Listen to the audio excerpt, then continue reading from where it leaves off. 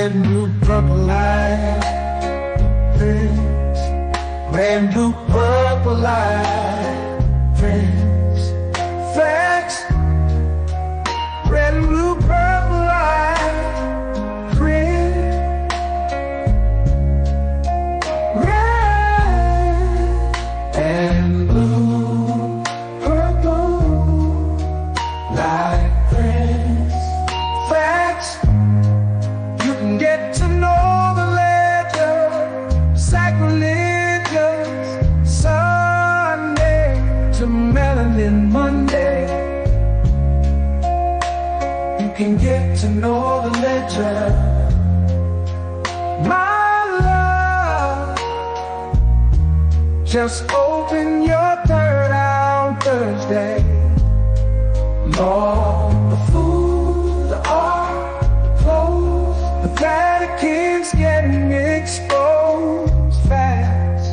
We put the show on the road. You better stay on your toes. I was till the land focused on the ego. Then I opened my heart, let go of the ego. Grand after grand, we stacking up these C notes. Facts, facts, yeah. We gon' put this shit on our backs.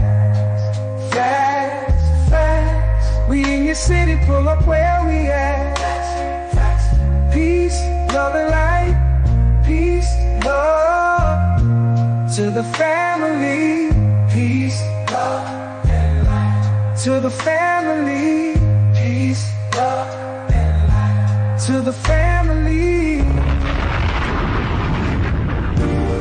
These days and time, black man, is going to be the time that you have been waiting for. You came here for a reason. Whatever pressure, whatever adversity, whatever the fuck you feel, I don't know what you feel, but whatever you may be feeling is going to push you and it's going to provoke you and it's either going to make you or break you, similar to how pressure busts pipes or the shit makes diamonds. Peace to the family, peace to you and yours. Peace to the family, peace to you and yours. Welcome, welcome, welcome, welcome to another episode of Third Eye Thursdays. You are now rocking with the best. Yes, this is your host for the evening, Brother Red Pillar. Before I continue, let me know how we sound on the audio. Let me know how we sound on the audio, all right? Please. And that song that you just heard on the intro, that is the Fax remix by none other than the 44 Tops. All right. That's the Fax remix by none other than the 44 Tops. All right. Shout out to the 44 Tops. All right. So after we find out how we sounding, we're going to get right to the roll call. All right. So we see who's in the building. They said the audio was good. That is a beautiful thing. Thank you. Audio is good. Let's do the roll call. Let's do the roll call. Let's see who's in the building. Somebody said Dick Gregory should be on money. I agree. Let's put him on some money then. You know what I'm talking about? Let's come out with a Dick Gregory coin. Let's put him on a gold coin. I don't even want to put our master teachers on fiat, on pieces of paper. That's not enough. They get the stamp treatment because, you know, they stamped. You know, the master teachers are stamped with the people. But yeah, let's put them on a coin, real money. Let's put them on gold bars and whatnot, gold coins. Toronto, T-Dot in the building, all right? Philly in the building. We have Cali in the building. Indianapolis in the building. Hartford in the building, all right? We got Tennessee in the building, okay? Charlotte in the building. Ohio in the building.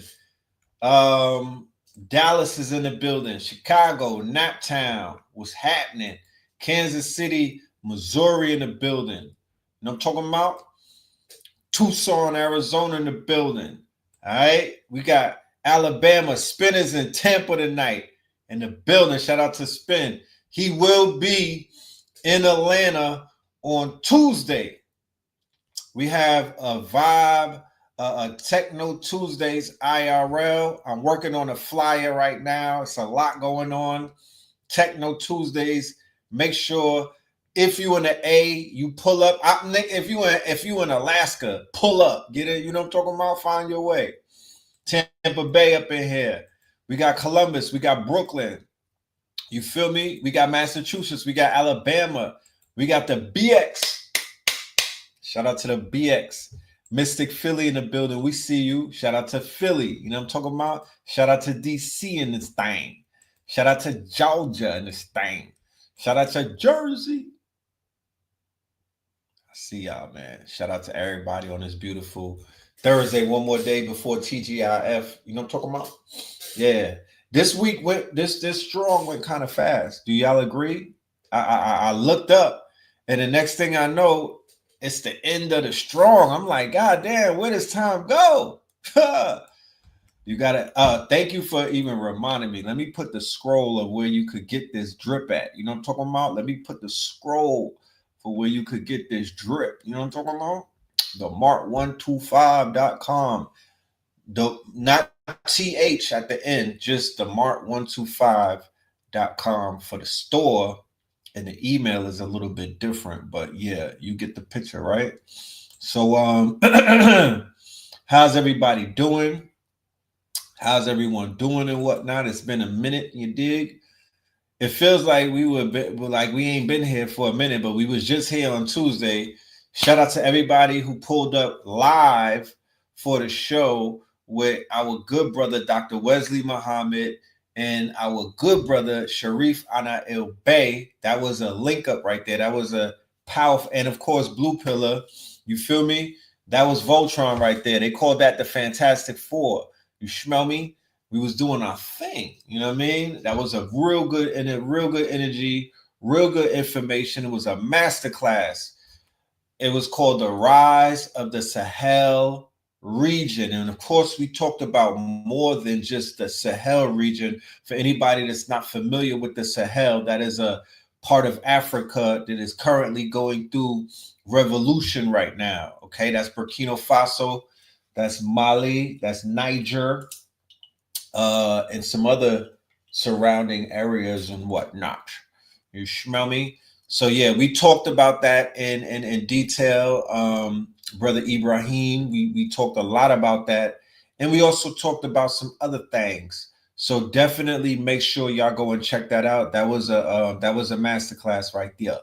Tonight, we're going to have a conversation that's going to be a continuation of a conversation that the good brother Blue Pillar initiated on the platform and whatnot. And it is really like a precursor to what we're going to be doing on Saturday with Dr. Wesley Muhammad when we do the lecture, the Hip Hop Theorem. For all of my Patreons, if you're the 44 and up, Rainbow Opal tier, all the way up to Citrine, you look in your emails, you should be receiving a link and a ticket. You know what I mean? You automatically are qualified to be in that quote unquote lecture. You feel me? That is what we do for our Patreons every single month. You know what I mean? We bring them food to eat. You feel me? We feed in the family. You know what I mean? What up, Shy? What up, Shy City? What up? What up? Brr. All right, what's popping? You did a PowerPoint on Burkina Faso 14 years ago. Yeah, they in the news. They front and center right now. They front and center. You feel me? Yeah. We're gonna talk about Larry. We're gonna get into that Larry talk. Until I see Larry, because you know it's federal and state. We could just get right to it. Shout out to Rod Hayes. Shout out to Kanye West. Shout out to everybody who has been on the front lines for all political prisoners. We're not just going to single out Larry Hoover. All political prisoners. I don't know if people know it or not, but Larry Hoover did not go down on a gangland RICO. He did not go down for drill rap. He went down as a political prisoner. He's been in jail longer than I've been alive. He went in jail in 73. The last time that the Knicks won a motherfucking championship. He's been in jail ever since the Knicks. Is that, you know? But yeah, he's been in jail longer than I've been alive. I was born in 75. You know what I'm talking about? So what we might not realize, you know what I mean? Because we don't want to, we want to put good energy out there because good energy is what's moving things. Don't ever underestimate the collective's energy. And when we keep banging on these doors and whatnot, eventually Jericho's wall is going to fall. You feel me? But they gave a man 200 years in a state charge, and they gave him 300 years in a federal charge. You feel me? So Donald Trump, the president, can only commute a federal indictment or a federal quote unquote charge. You can't commute state. So it's up to the state. You feel me? So he's good on the federal. They let him up out of there on the federal. Now he got to go deal with those 200 years in the state. And we hope that the city of Chicago and whatnot has this type of definitely fear. If there was a poster child for the fear of a black messiah is Jeff Ford, right? Chief Malik, and it's Larry Hoover. You feel me? If y'all don't know the history, it hit different. You need to go and do your history. It hit different. Type shit. You know what I'm talking about? He was serving 200 years, then he caught the federal charge. Stuff a law. You know what I mean? So free the gang until it's sideways. Free the gang.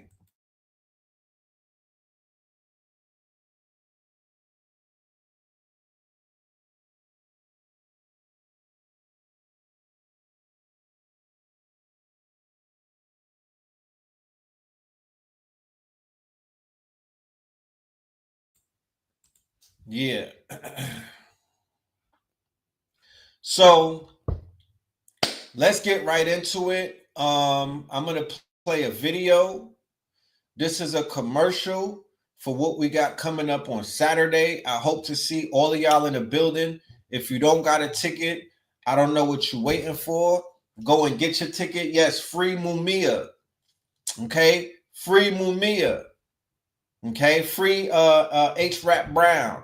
Okay? Free the Imam and whatnot. Free the political prisoners. You feel me? I will never advocate for freeing somebody on some gang shit. I'm not a gang member, and I don't really respect gangs like that. You feel me? That's just me. You know what I mean? I get what y'all be trying to say and everything, but I'm just not a fan of it, right? However, if the gangs were to be more political and politicized, if you niggas were to clean up the neighborhood, do some community service, clean the motherfucking highway up without having the police on your back to make you do it, if you were to implement some of the things that the original Panthers were doing, if you niggas was to spin the block and to protect the community against the quote unquote the policy officers, if you start moving a little bit like that, then we can have a talk. A lot of that shit died when they took down Larry Hoover and buried him underneath the jail. What signal did what signal did that show, or what signal did that give to the gangbangers and the other quote unquote underworld figures? Don't get political. Do not become socioeconomics and whatnot. All right. So look, without any further ado, ladies and gentlemen, I want to bring my guest, if he's ready. If you're ready, put your thumb up, bro. All right. So without any further ado, ladies and gentlemen, I bring to you none other than the twin brother, Blue Pillar, in the building. I like that. That was Mars. I like that.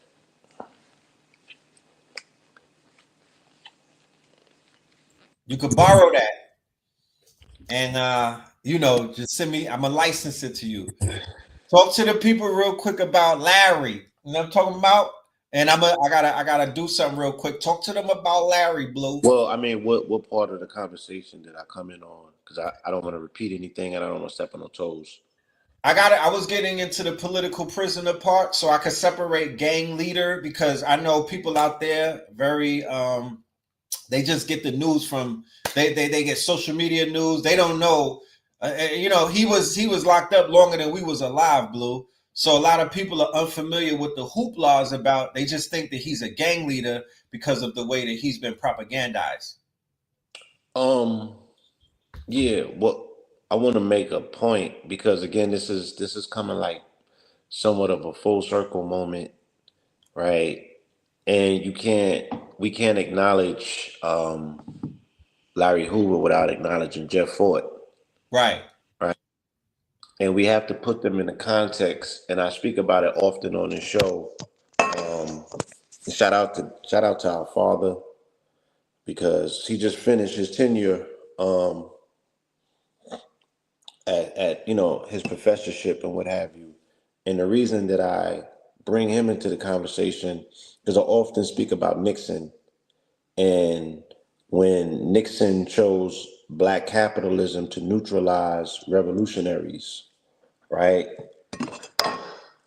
And then they came out with these federal programs. Now, if if anybody followed the whole Doge fiasco, when Elon went in there and found all of these various funding mechanisms, right? They have all of these different organizations to send funds to different countries and what have you. Well, initially they were allocating a lot of those funds to inner city, to social programs, right? And because Chicago is so political, Chicago comes from a background of politics where the gangsters and the politicians are one and one.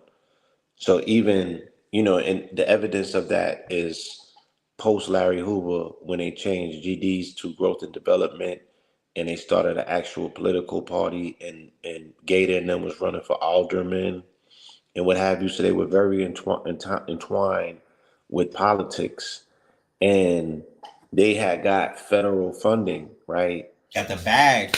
They had got the bag. With the baggy. And what happens when you receive the bag is you are, for lack of a better term, on a payroll. And I don't mean that you work for the government and you're a snitch or what have you. It means that you've allowed Remick in. You let Remick in, right? Because they can read your books and scrutinize you. You allow Remick in. Now you in bed with the devil and you're dancing with the devil with two left feet and they swayed.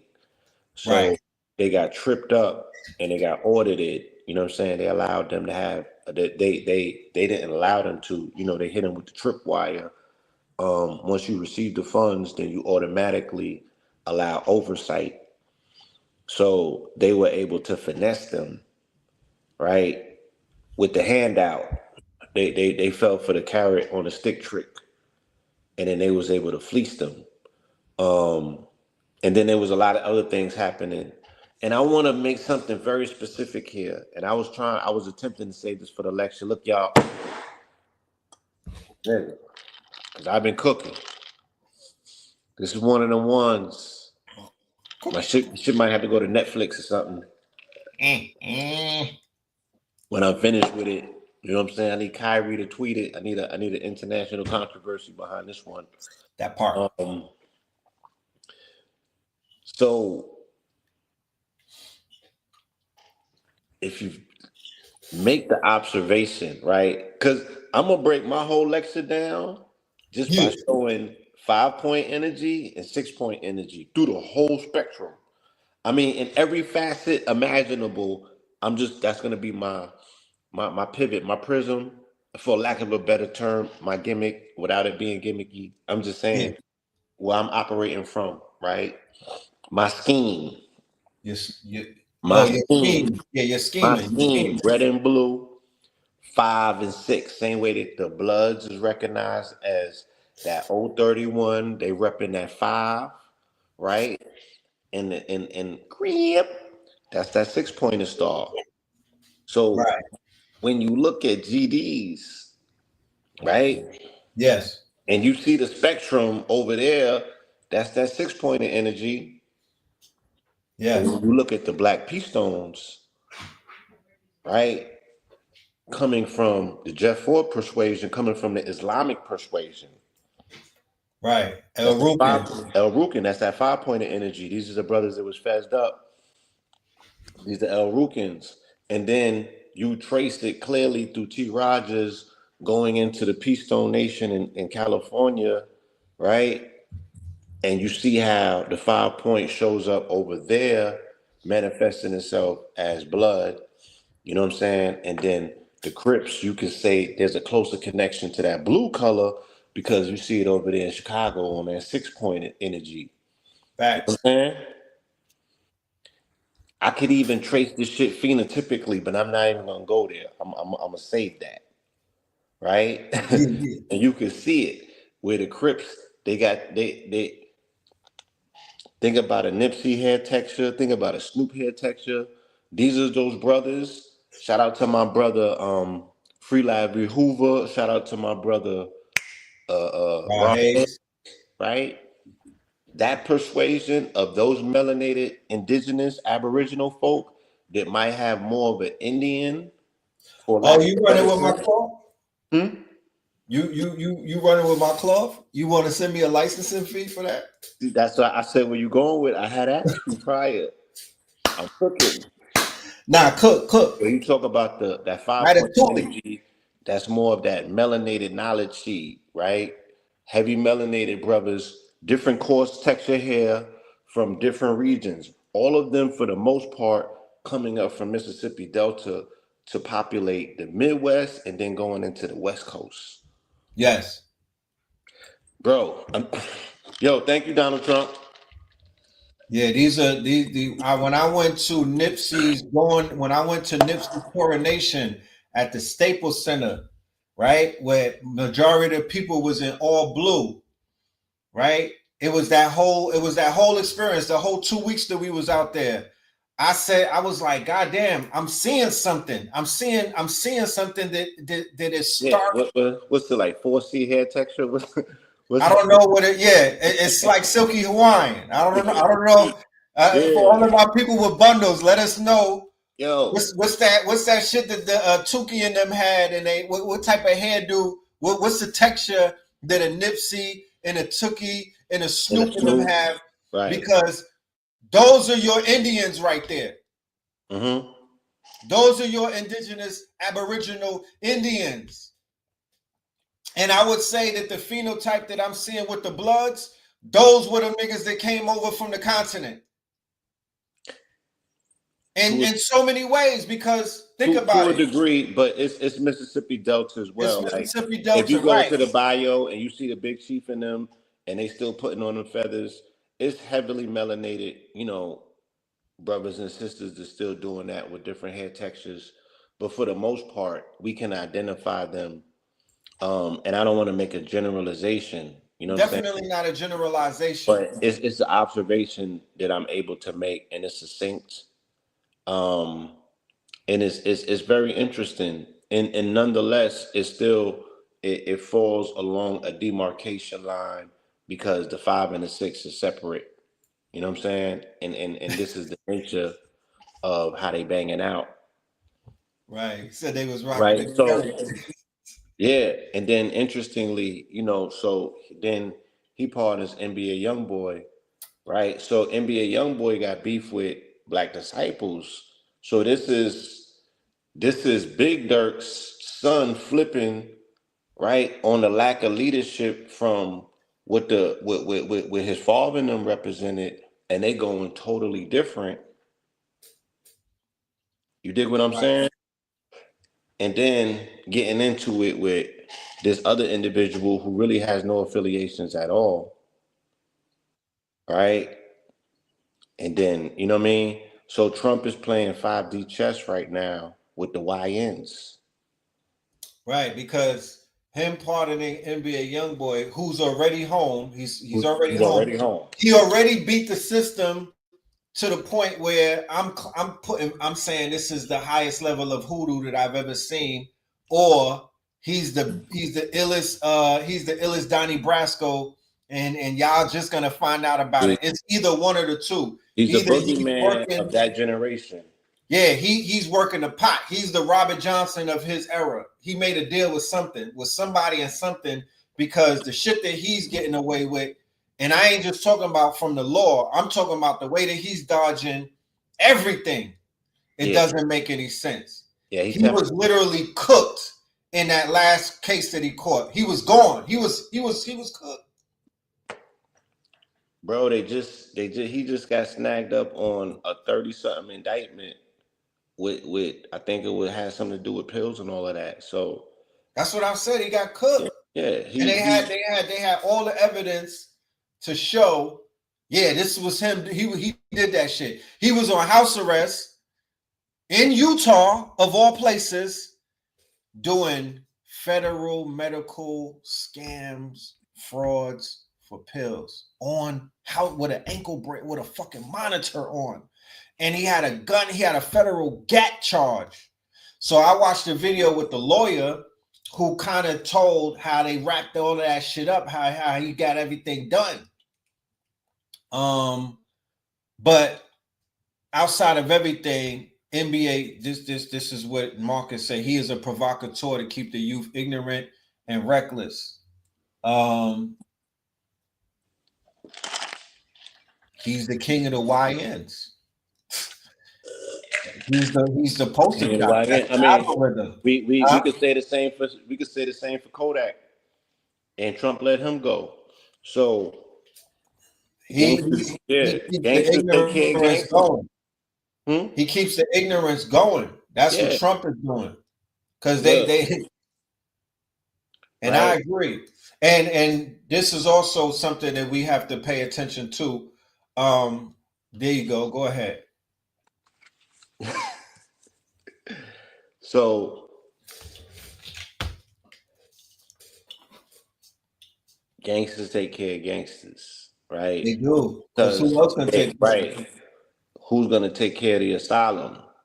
So he always gravitates towards people that he considers to be strongmen or gangsters. Right. He don't deal with the squares. So you don't fuck with the squares at all. ASAP, Kodak, NBA, Hoover, Michael Harris. Yeah, Michael Harris. Because he came back on this one and he did some extra stuff for Michael Harris this time around. In addition. Right. To clean him up a little bit more. Right. Big Meech even say that he's riding off of the whatever changes he had put in. They got him home early. This legislation that he had put in, they got a few people freed up. You know what I'm saying? And Meech is in the wave of that. So he attributes Trump with getting him home. A bunch of people do. They came home. So is Little Dirk something like what Larry Hoover used to be, and why his father Big Dirk seems like he could have did more? From what I've heard, there's nobody in Chicago right now in that era of the drillers that could compare to what Larry Hoover had in terms of power in Chicago. None of them come close. Right. So yeah, we got to talk about the pardon czar, Alice Johnson, the sister. Who he bigged her up at his I believe it was his his inaugural. No, it was Black History Month. Black History Month, yeah. The Black History Month celebration. He put everything in her lap. So more than likely, she was more than likely responsible for running the play. And then she got Angela Crawford working, you know, in her ear and whatnot. Yeah. So somebody said Chief Keef. Chief Keef? Come on now. I'm gonna ask my people that live in Chicago. Yeah, they don't know, so you gotta, you know, they're asking. No, I would say that at some point, King Von was bigger than Chief Keef in terms of respect and over. I mean, they ran down in Chief Keef's house and clapped. You know what I mean? Like they violated Chief Keef and whatnot. Yeah. So embodied his cousin. So he didn't have that. He don't have that type of appeal. From my perspective, from what my vantage, from what I know, nah. But Larry Hoover is an OG. These are not OGs. You know, these are the YGs and whatnot. They're not that established because they didn't get into, like Blue said, they didn't touch the social political. Fred Hampton is a big wig because of his social political activity.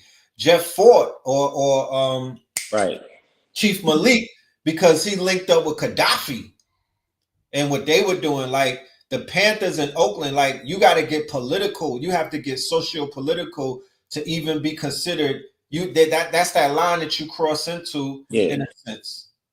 Because you know, the true essence of politics is organization, right? There's certain things that make you politically effective. If you're a charismatic leader, right? Think about Obama. Because let's go back to the streets of Chicago. Because once again, this is also him shading Obama. This is 5D chess with the Democrats and him chipping away at this Obama legacy as much as he can, right? So think about Chicago. Think about Chicago, and think about Obama when he came in there.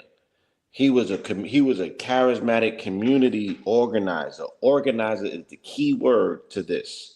Because you Yes. got an activist and you got an organizer. Those are two different people. Okay? If you have an activist who's an organizer, then that's a threat. Oh Those are man. the people that they have to neutralize. Yeah. Right? Because Quickly. you can have an organizer who's not an activist, and you can have an activist who's not an organizer. Organizer. Which one is more important out of all of them? The organizer. Because when it comes down to the come down, you have to be They able got to strategy. galvanize. Yeah, you have to strategize and pull the people. The organizer knows how to use that charisma to pull people and to get them to do things. You know what I'm He can saying? galvanize. So these young brothers, right? Because we're speaking about men that when they rose to leadership, they was relatively young, right? Yes. And they were speaking about him, you know, rolling up with 500 deep, and everybody is following orders or what have you. You know what I'm saying? Right. Reminds you of the scene out of Malcolm X when they say, "No one man should have all that power." Right. You are a threat, right? Because you can organize and galvanize. What does that mean? Someone who can organize and galvanize can get people out for the vote, right? And then once you can do that, it's game over because you can control local politics. And that's what Chicago gives you, the oversight of the importance of local politics as opposed to national politics. You have to cut your teeth first locally to get on the national bill and get on the national stage. So everything starts locally. Right. And these young men who had extreme influence in their neighborhoods, yes, they were able to galvanize political power because of their access to resources based on their ability to galvanize and organize. Organize. Right. So the government came in. Again, Nixon was utilizing black capitalism to code a Against Black revolution against black power, right? Power. Look, cool. Y'all don't gotta bug out and wild out. We're gonna give y'all some bread. Oh, y'all doing what? Oh, you feeding the babies here? Take some of this, go and do that. The But movie The Butler touched on that, Blue. okay, I didn't see the movie The Butler, but Yeah. there's another. I'm trying to think of another movie. I think Judas and Messiah touched on that. Yeah. Black Judas and Messiah touched on that. Yeah. Yeah, when the story of Fred Hampton, you know what I'm saying? When he had to go and see Jeff Fort, and Jeff Fort was mob deep, and they had agents, you know what I mean? All of that stuff going on. Right. So yeah, Jeff Brittany Fort, said, real quick, Brittany said, when we think about drill culture, Keith Chief popped it off from the very beginning when it comes to street shit in Chicago O Block. Now, thank you for that statement. This is why a Jeff Fort and a Larry Hoover coming home is of significance because there would be it's questionable if drill culture would even be allowed to exist with the presence of these organizers who are doing what? Helping out the community. When you go to O Block, what do they say? Damn, if the youth only had something to do, if we only had resources, if we only had programs, if we only had throughways to get to the bag and whatnot, maybe we wouldn't be hitting licks like this. So in all of the episodes that I've ever seen of Gangland and all of these National Geographic Crime Syndicate documentaries, they always ran the same play. What did they do? They went and disrupted organizations by taking the head of the organization out. yeah, And then take they the let elders all out. of the younger people, they let the young pups and whatnot, the litter, The YNs. the YNs of whatever generation it may be, do what? Fight for the quote unquote head of the pack, like how lions do. Well, leadership. The leadership. Vacuums have to be filled. So when you create a vacuum, you know what I mean, then that creates a conclave, and those are the dynamics that happen. This is jungle dynamics. We talking about dominant nigga hierarchies. You know what I'm saying? Somebody has to sit at the top of the food chain. So when you take leadership out of those dynamics, and there's a lack of leadership, and these young men grew up in homes without fathers, you know what I'm saying? They are going Yes. to eat one another. And we have consistently seen it. It happened across the country, but it was best exemplified in Chicago, because Chicago, we were already introduced to the concept of the YN through Yummy, Through Yummy, right? Who through Tupac Yummy would immortalize. Sanderfield, right? We was introduced to Yummy. So Yummy was 11 or 12, putting in pain as a YN. This Pac used to talk about him. 9. Pac was talking about him when Pac was on Rikers Island. Right. So Pac immortalized this YN because people thought Pac was the truth. Pac was like, nah, it's Yummy, right? So, and I want to, in this conversation around YNs and Chief Keef in Chicago, I want to also put into the historical record the ascent of drill culture, the ascent of Chicago being on our radar and being looked at as, you know, the preeminent site for unadulterated YN culture. It started in 2012. And I note that today, May 29th, is the 5-year anniversary of when the American Spring Uprising began. Yes. What is the American Spring Uprising?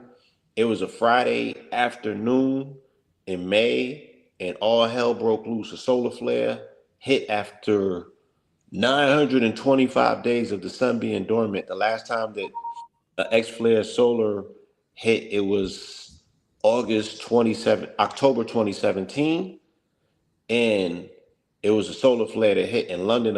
It was something crazy, but anyway, a solar flare hit, and it activated. And I was downtown Atlanta, and the shit just happened like this.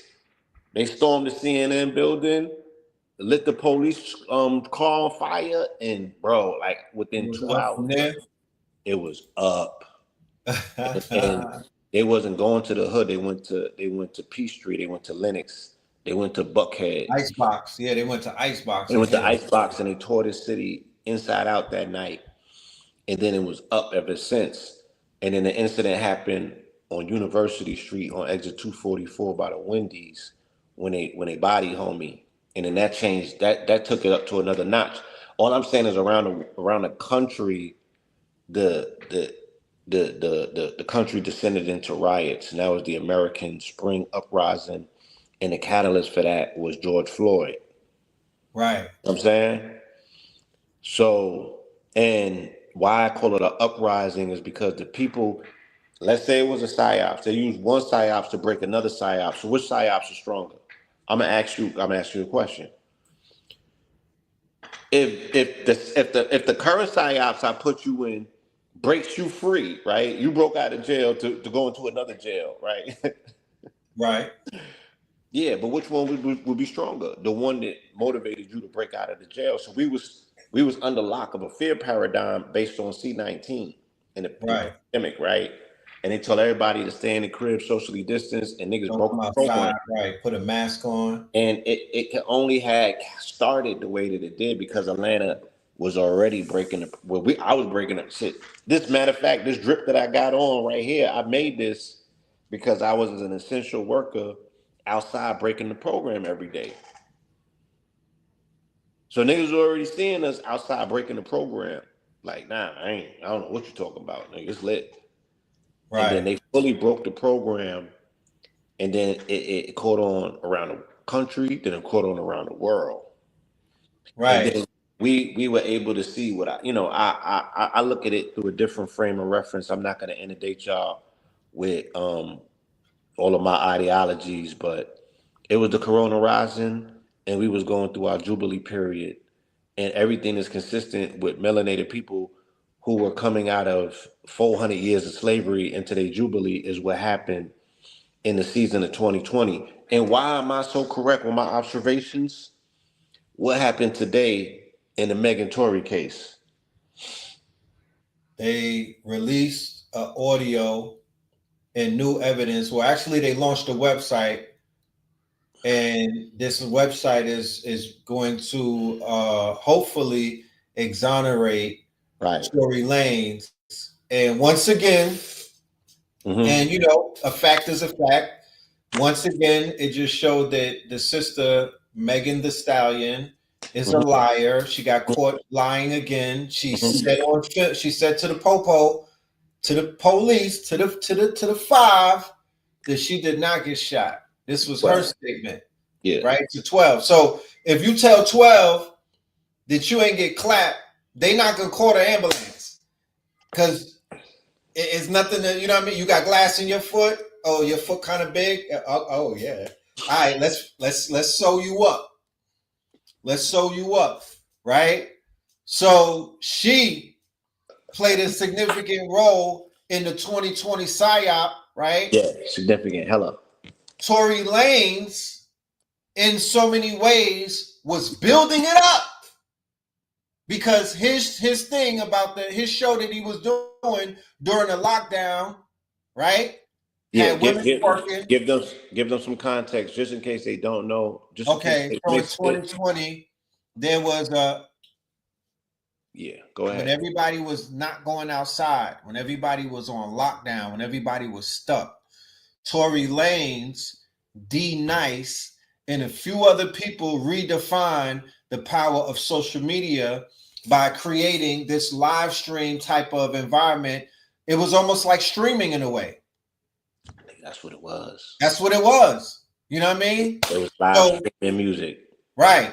So Tory Lanez was doing this daily stream where he had women coming on. Club Quarantine, yeah. What was Club Quarantine, right? Yeah, go ahead. So you had Versus was popping during that time. D Nice was popping during that time, and then Tory with the Club Quarantine, right?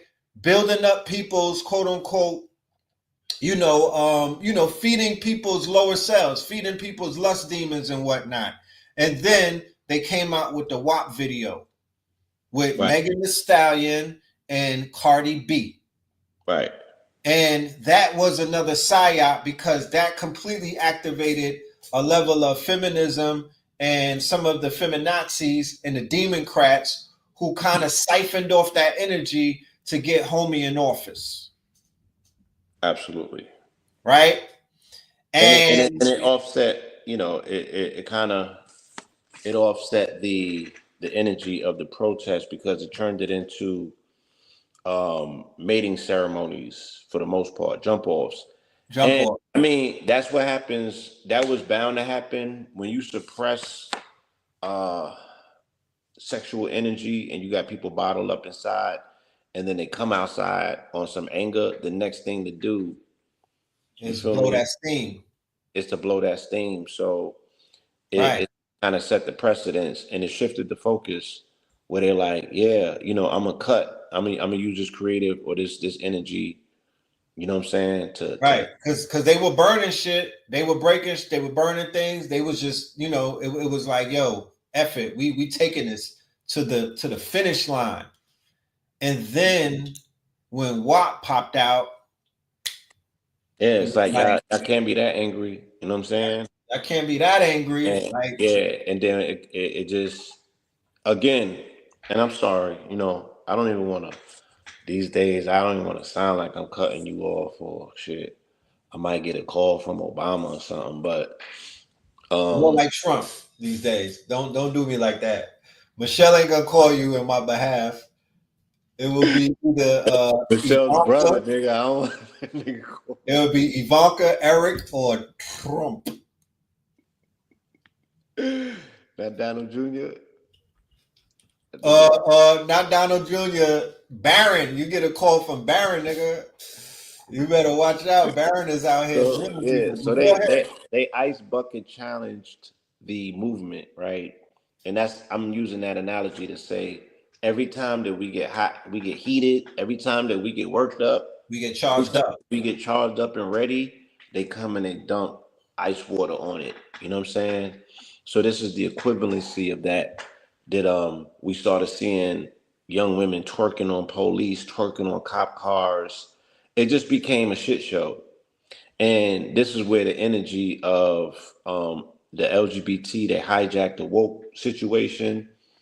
You know, they already had a foothold on it, but this was a total woke, heist. And then they started painting the BLM signs with the rainbow. All this crazy shit Yeah, started taking place.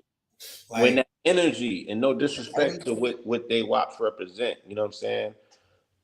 We could see that they WAPs got chaos in it now because look at the evidence of it. And this is no disrespect to those sisters or to women or to the culture of WAP. I'm just saying, look at the condition of what they're WAP. Look at who they was WAPing with. You know what I'm saying? And look at where they're at now. And then also look at the fact that these were two prominent figures that made that woman lose her race. why? Right? It's three of them that they speak about, but they was two of the main ones. Right? And then Trump gonna hit Beyonce with a lawsuit to find out where that money went. So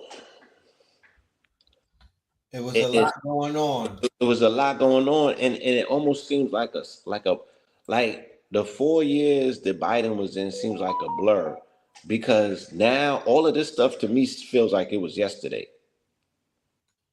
Now that we back in this period and I'm doing the research and I'm just seeing how it intersects and connects and how we got finessed.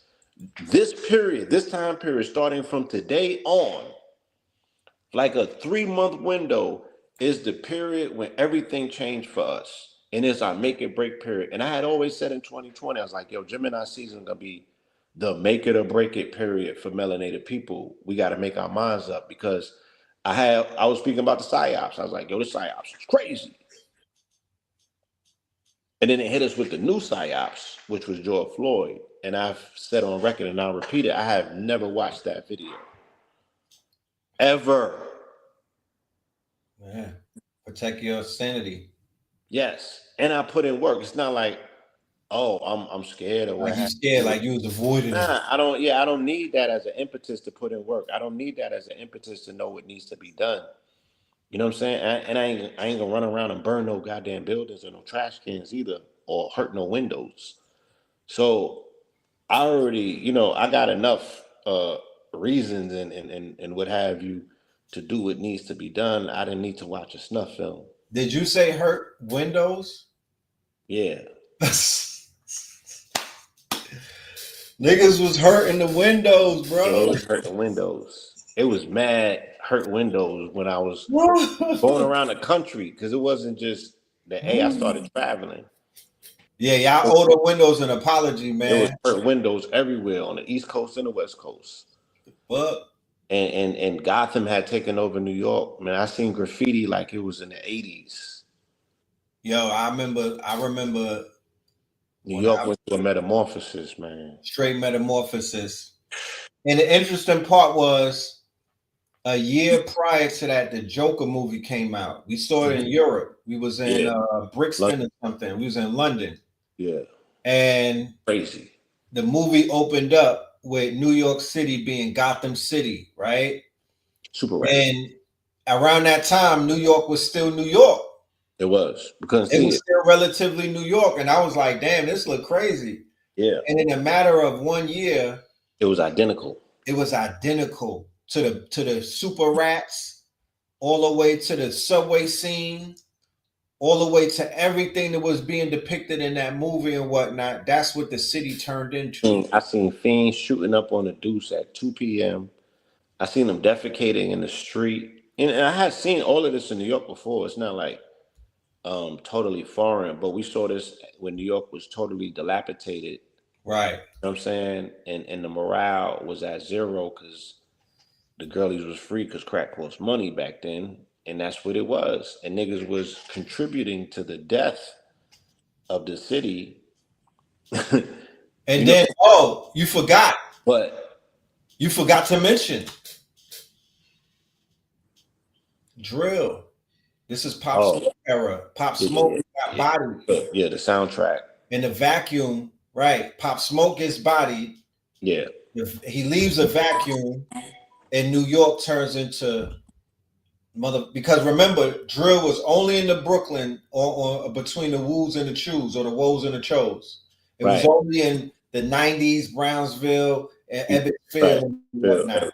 It was contained. It was contained.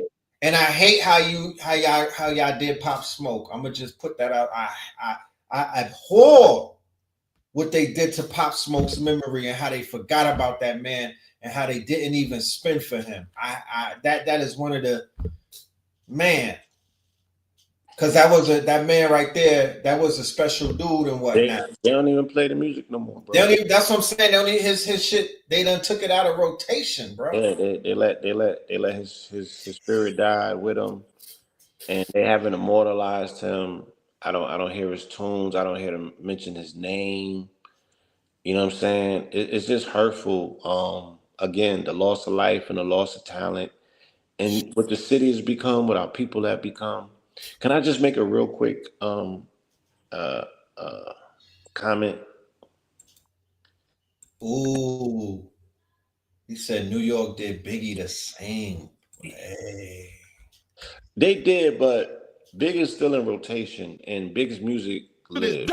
You know what I mean? Big's music lived, and Big had an extension in terms of family. You know, Little Kim was. You know, Big's name never died. We can't make that comparison. Big never died. They just never spun for Big. That's one thing.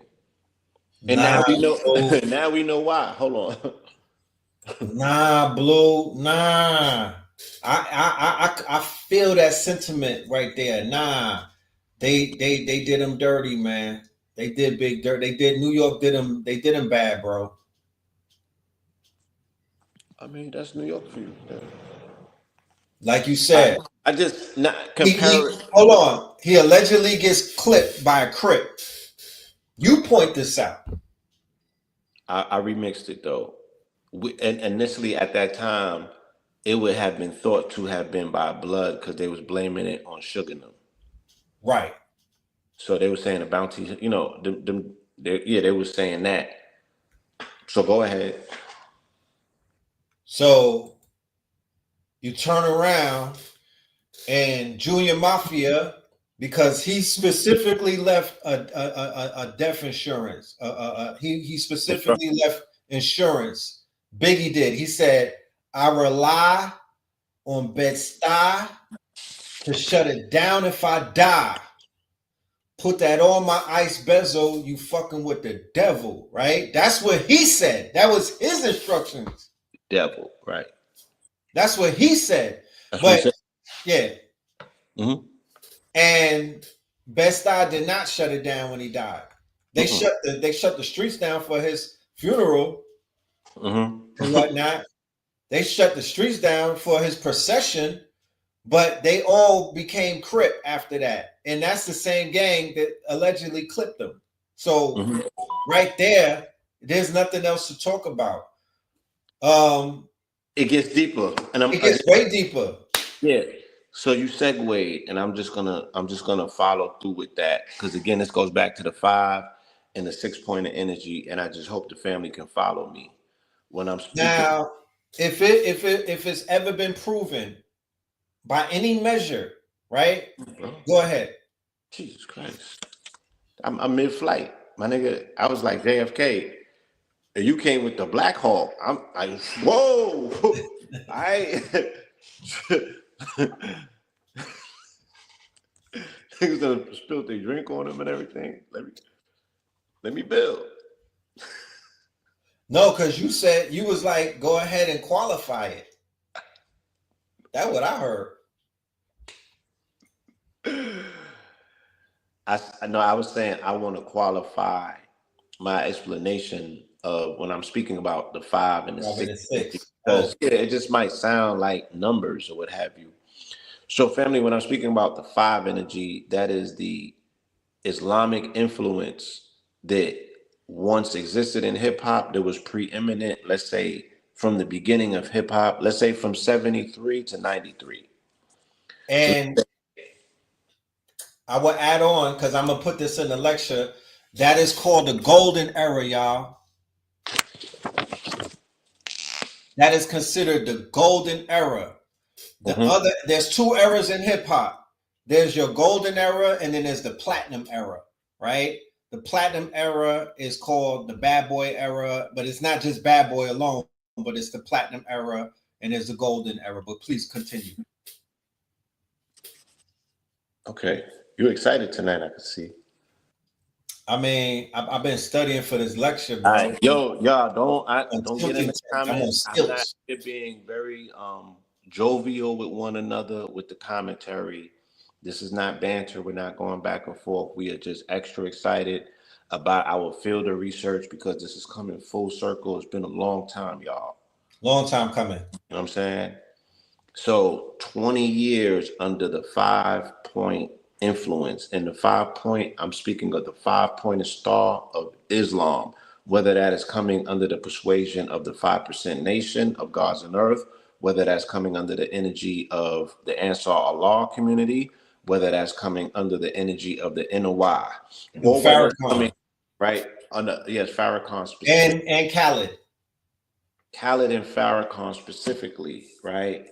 And even Conrad Muhammad to some degree, because he was putting in work. Yeah, he was visible. He was visible. A very solidified fixture in hip hop in terms of being able to dialogue all of the YNs of that time. Conrad Muhammad does not get mentioned, but he definitely deserves to be, right? Shout out to him. He was in Belly? Conrad? That's Benjamin Shavis. That was Benjamin Shavis, and Benjamin Shavis will come in afterwards. They will bring him in after he gets kicked out of NAACP. They absorb him into the NOI, right? Yes. Benjamin Shavis also had clout and inroads with the YNs as well. Is that the first Ben X?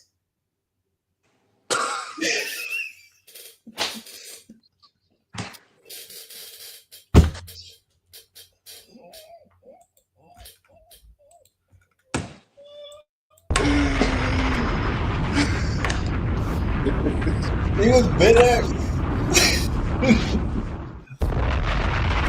And then remember, he took the X off and he went back to the Christian shit. That was Conrad, right? Talking about. Yeah. You talking about Conrad or Ben? He dropped his flag. Conrad dropped his flag, yes. Yeah. Right. 20-year era under the 5-pointed influence of Islam. Okay. And then, okay, I see you. I'm turning the camera. And then the 6-pointed energy comes in by way of the bad boy era, right? So now you're speaking about Hebrew Israelite, Christian, Judaic, right? Right. All the way down to the 6th God, right? The latest iteration strong all the way out into the 6th God. You feel me? Right. That energy has been the predominant energy from 1993/94 all the way up until now. Hence the fact that we have been under a death culture in hip hop for that time period, because that's what that energy represents. Yep. Specifically the white Jesus motif, right? A crucified savior, a stringy hair crucified savior, you know what I mean? That's part of a death cult, right? And that is what that energy represents. Hence the fact that Nas would expertly observe that hip hop was dead, right? Right. The afterlife of it, life after death, if you will. So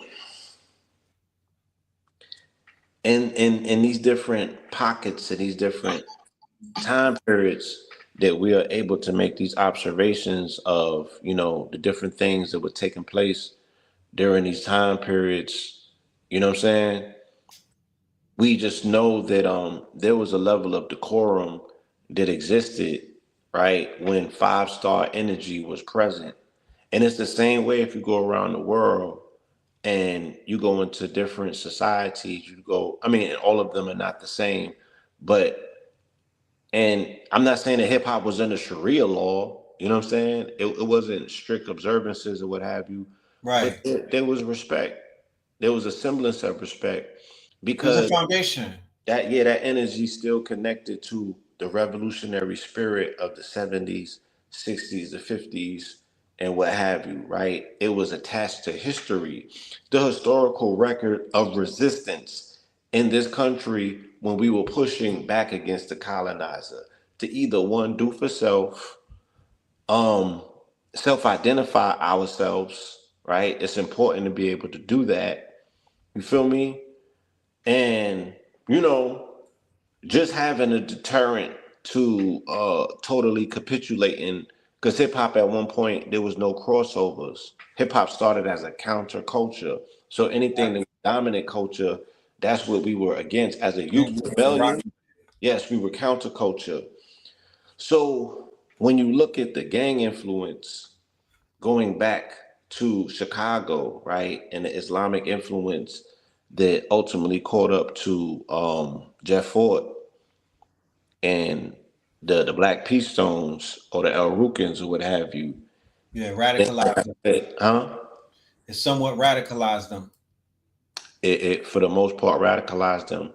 And these were still street organizations that were speaking about community empowerment, you know what I'm saying? But they also understood the golden rule, and this golden rule was spoken of in the PDF. So we don't get so puritanical just to think that because we're speaking about these religious ideologies, identifications, that there was still no underworld element. The golden rule that was said by the Democrats in the PDF called the Negro Family, the Democrats said that the ethnic groups should control their own black market, right? And failure to do so means that you will never achieve upward mobility in this country. And they use the examples of the Irish, the Italian, and the Jew, who they said were able to achieve it in one generation, Right. right? Because they controlled their underworld dealings, but they didn't sell poison to one another. And if they did, they did. And it was regulated to a degree where Right. they were not exploited from the outside. They took the poison and did it other places. They said the Negro does not even control his underworld. So his chances of upward mobility is going to be very difficult. And he's the only species that's raised by a female only, right? They said pull the plug on them. This what Daniel Moynihan said in 1965 in a PDF called The Negro Family. You can Right. go and Google this. Tango pathology, just go to chapter 4 and read it yourself. Yeah, tango pathology. And also study Universal 25 Whew. with Calhoun, where he did the study with the rats and everything. And they Yeah. talked about the behavioral sink. Yes, the beautiful ones. And the beautiful ones, Right. these were rats that had no, they were so self-absorbed. They were so quote unquote metrosexual. Mm-hmm. They didn't even want to sleep with the female rats anymore. They just Yeah. was in the mirror all day, and Yeah. they died off. They died off, right? Yeah, And they died they off. they experimented in a project because Universal 25 was them building housing projects, and they utilized rats, generations of rats, to figure out how long it would take for melanated, I mean, whoever the subject was, to become asexual and then die off because they wanted to be too fly, right? It's like these niggas, they was too cute for social relations. They was too cute to hold it, for lack of a better terms, to Right. court females, And to hold the hands of their females, to prioritize their whizzes. They became the shit that Kendrick says, right? In that song 30 for 30. Like, you on your period, but so is he, type shit. right. The sassy Yeah, the revolution. sassy, right? Yeah, they predicted what would happen if they raised a sassy generation of metrosexuals. They eventually become homosexuals, and then they would cease to exist. Now, Right. this Species is terminus. species terminus, right? colony collapse and species terminus, again, not taking shots. I'm just saying that these were social scientists that had social engineering experiments, right? That ultimately became implemented, and we can see the evidence of it. Right. It doesn't have to be conjecture. You can read it and then go and look. And the joints was called the beautiful ones, just like Prince said. Right. And shout out to Crumb TV. I saw an episode that he did last night, and him and his guests were pointing out the fact that the original ghettos and the original quote unquote hoods and tenements in big cities. Because remember, we was in the South, like we was on land in the South, and a lot of the people who came into the cities migrated. The Frank Lucases, the Bumpies, and all of them, the Frank Matthews, and everybody. They all coming from the South, where it's a different setup. They didn't have hoods, they didn't have public housing and stuff like that. They didn't have projects, they didn't have ghettos and whatnot. They came into the cities, Chicago, New York, and other places where that social experiment had already been set up, but they were utilizing another quote unquote demographics or another nationality in the first quote unquote phase of that experiment. Go ahead. And that would be the Jews, and I was the Irish, and then of course the Italians, who at that time were labeled. They were not labeled white. They did not have the social status of white. They did not have that quote unquote. They were not a part of that quote unquote of that race. That social strata. That social dynamic, right? Yeah, the highbrow society. They were not a part of that. They were spitting on them people. Go ahead. No, you go ahead. Yes, that's what happened. But again, even with all of that being said, those ethnic groups were still able to pivot out of those situations, and they were specific about how they did it. They said that they worked, they did the medial work, but then they controlled the underworld. And the first generation that they produced, they put a heavy emphasis on education and assimilation. So those children that were children of criminals became lawyers and judges. Right, that first layer.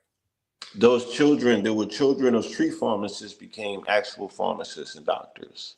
Right, they were able to pivot. Yeah, so the investment was in the progeny. The investment was in the progeny for upward mobility. The investment wasn't rugged individualism where it's saying, I'm going to get 40 pair of gators in every flavor. I'm going to have chinchillas for every day of the week. That wasn't the investment. Right. You know what I'm saying? And these, because they was indigenous communities, and when I say indigenous communities, I'm saying that, like you said, they wasn't part of the social strata of what's considered to be white. So if they came from Ireland and they Irish, they're indigenous to that region, but they understand, they have their enclave of people. They also participated and were similar to like socioeconomics. In a sense, yes. And the book Empire of Their Own, that A.A. Rashid put me onto, it explains in detail how the long-nosed, the real estate agents, who at that time were fur couriers. Yes. Fur couriers. They ran what is known as Nickelodeons. Yes. And they also had a foot in the theater. Tell the people what that is, please. And also the vaudevilles, right? Yes. So Nickelodeon, and I'm not talking about the TV station. I'm speaking about something back in the days before the moving picture and whatnot, before the rise of what they know now as Hollywood and cinema. For motion picture, say motion picture. Motion picture, right? Pictures in motion. Prior to that, they were doing theater, right? It was theater houses and whatnot. And that was very big, okay? Opera, theater houses. Go ahead. You saying something? I didn't, but I'll finish your sentence for you. You must have heard me etherically. I did. They would charge people 5 cents, a nickel to come in. So the hit, right? Meaning, like, if you're a hustler and you're thinking about a lick, your lick was the chairs.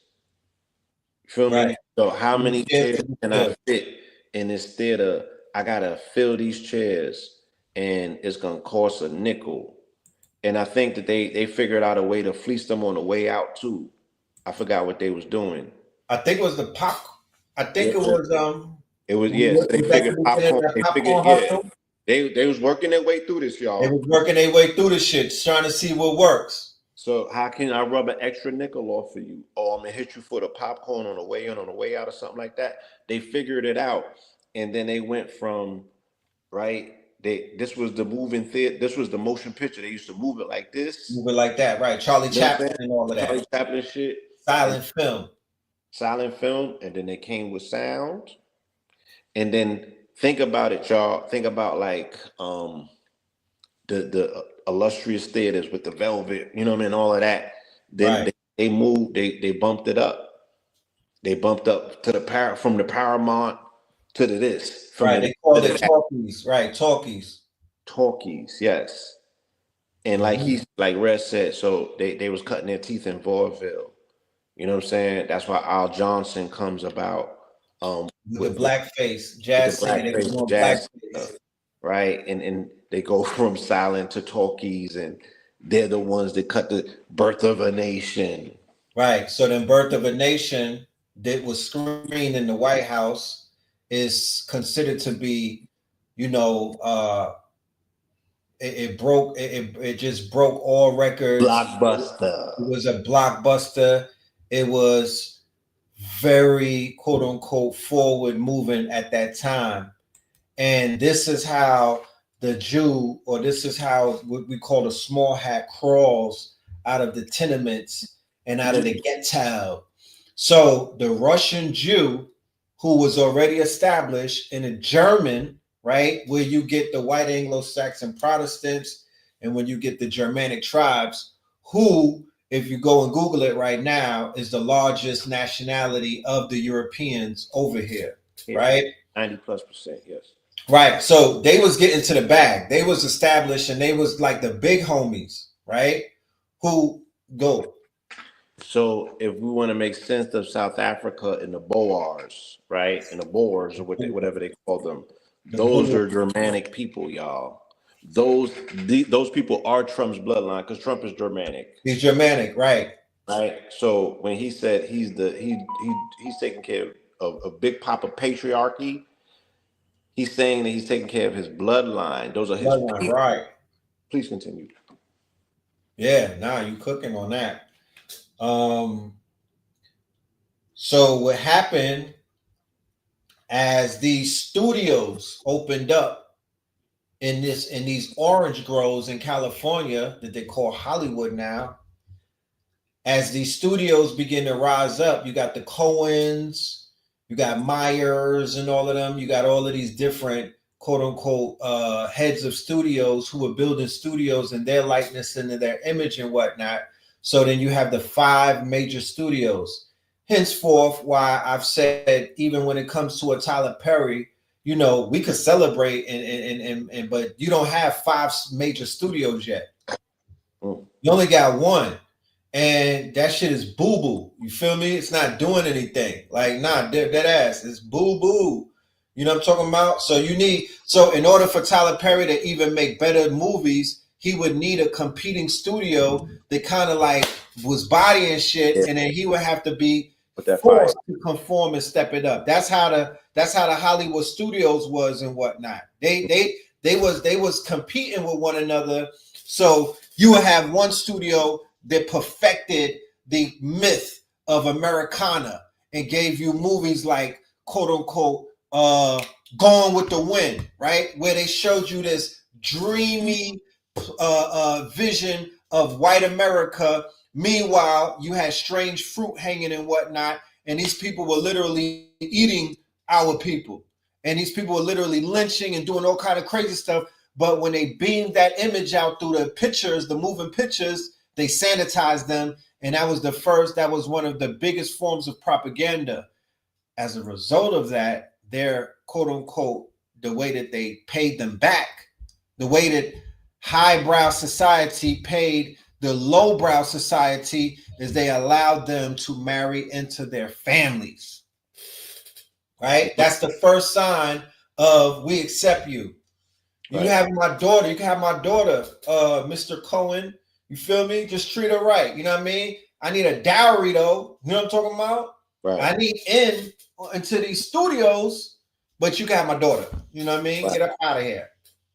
Right. So they married in, and they were able, once again, upward mobility by being absorbed into the larger white America. So they changed their names, you know what I'm saying, and they become part of high society. They become socialites. When they had came over here, the Eastern European was a distinct social set. They were highbrow society, and they were, the slumlords. It in comparison, and this is a rough comparison, and I don't want to be disrespectful, but it's a glaring example that we could use in our society now.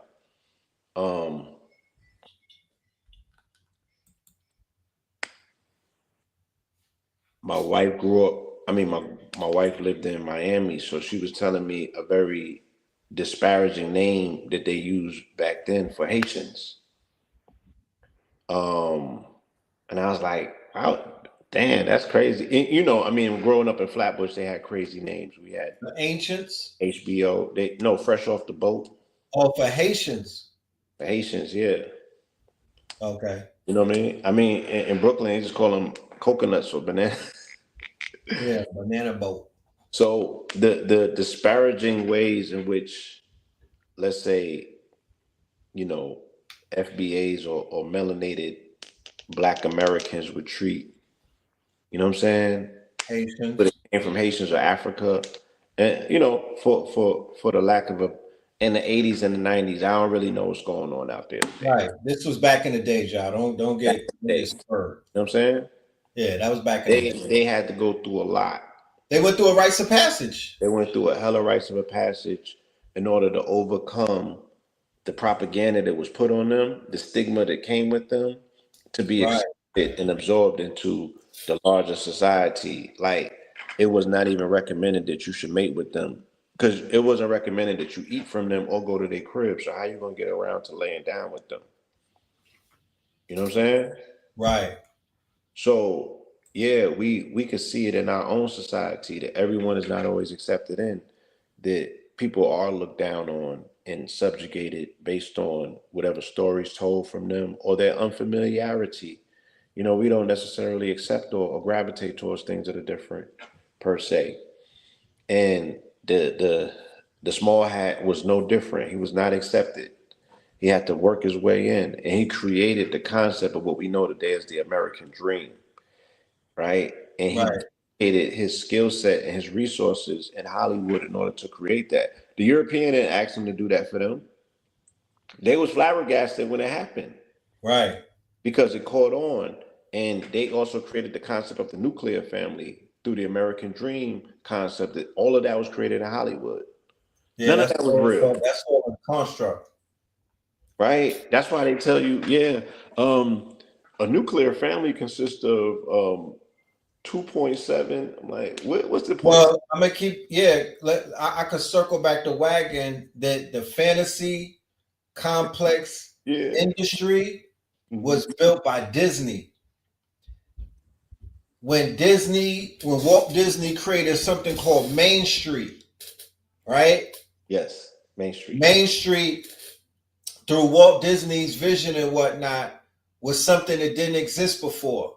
Okay, and he created this quote unquote picket fence Pleasantville type of thing, and this Main Street ideology, and this Main Street quote unquote they exported that all around America, right? So when they build out the suburbs and things of that nature, they're building all of these things out off of Walt Disney's blueprint. Okay, this did not exist before.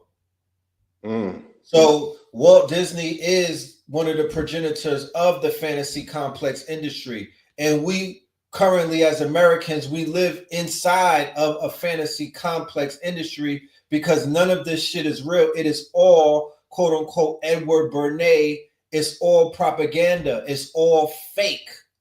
It's not real. It's being created by these quote unquote masters of illusion and these masters of industry who collectively have come together. All 9 fields, all 9 that Dr. Neely Fuller spoke about. Okay? This is what they have collectively come together to control. Facts. Using puppet scripts. Yes. Playing big mind games. You know? Aleister Crowley, Jack Parsons, L. Ron Hubbard, all of that, because as I'm going to show, and I'm sure maybe Brother Wesley, Dr. Wesley, and Dr. Blue is going to point out on Saturday, you know, Aleister Crowley's fingerprints are all over this industry, this music industry that we're going to be talking about. You literally could go and read. I'm taking it there. His writings, right? So yeah, I'm going into the sex magic. I'm going into the, you know, all of that dark shit that that has transferred down the line. It's been too long, you know. To the Diddy Mansion. Yeah, we touched on this extensively in 2009 and haven't really went back there and did a full-scale deep dive, right, ever since. And I watched all of the goofiness transpire, and nobody's really, you know, honing in on nobody has investigated the smoking gun yet. And I'm like, where y'all at with your research? Right. I don't hear nobody speak about the sex cults, that these satanic sex cults, that all of this activity originates from, because this was the template that they left. They told them exactly how to do it, and they're following it to the T. To the teen. Right? And if you are effective in this, he will create the third race, and the third race that he attempted to create, the androgyny. Oh, that's finished. He did that.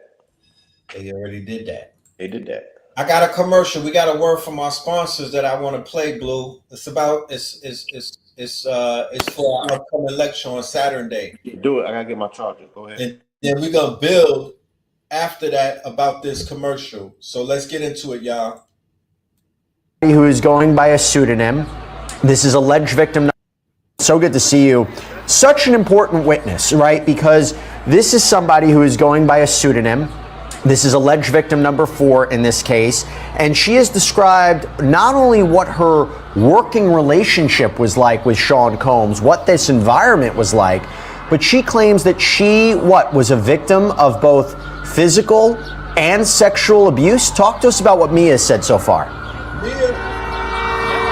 Yeah, absolutely, Jesse. So yeah, Mia came onto the witness stand right after Deontay Nash. So she comes in, and I'm going to be very kind of careful.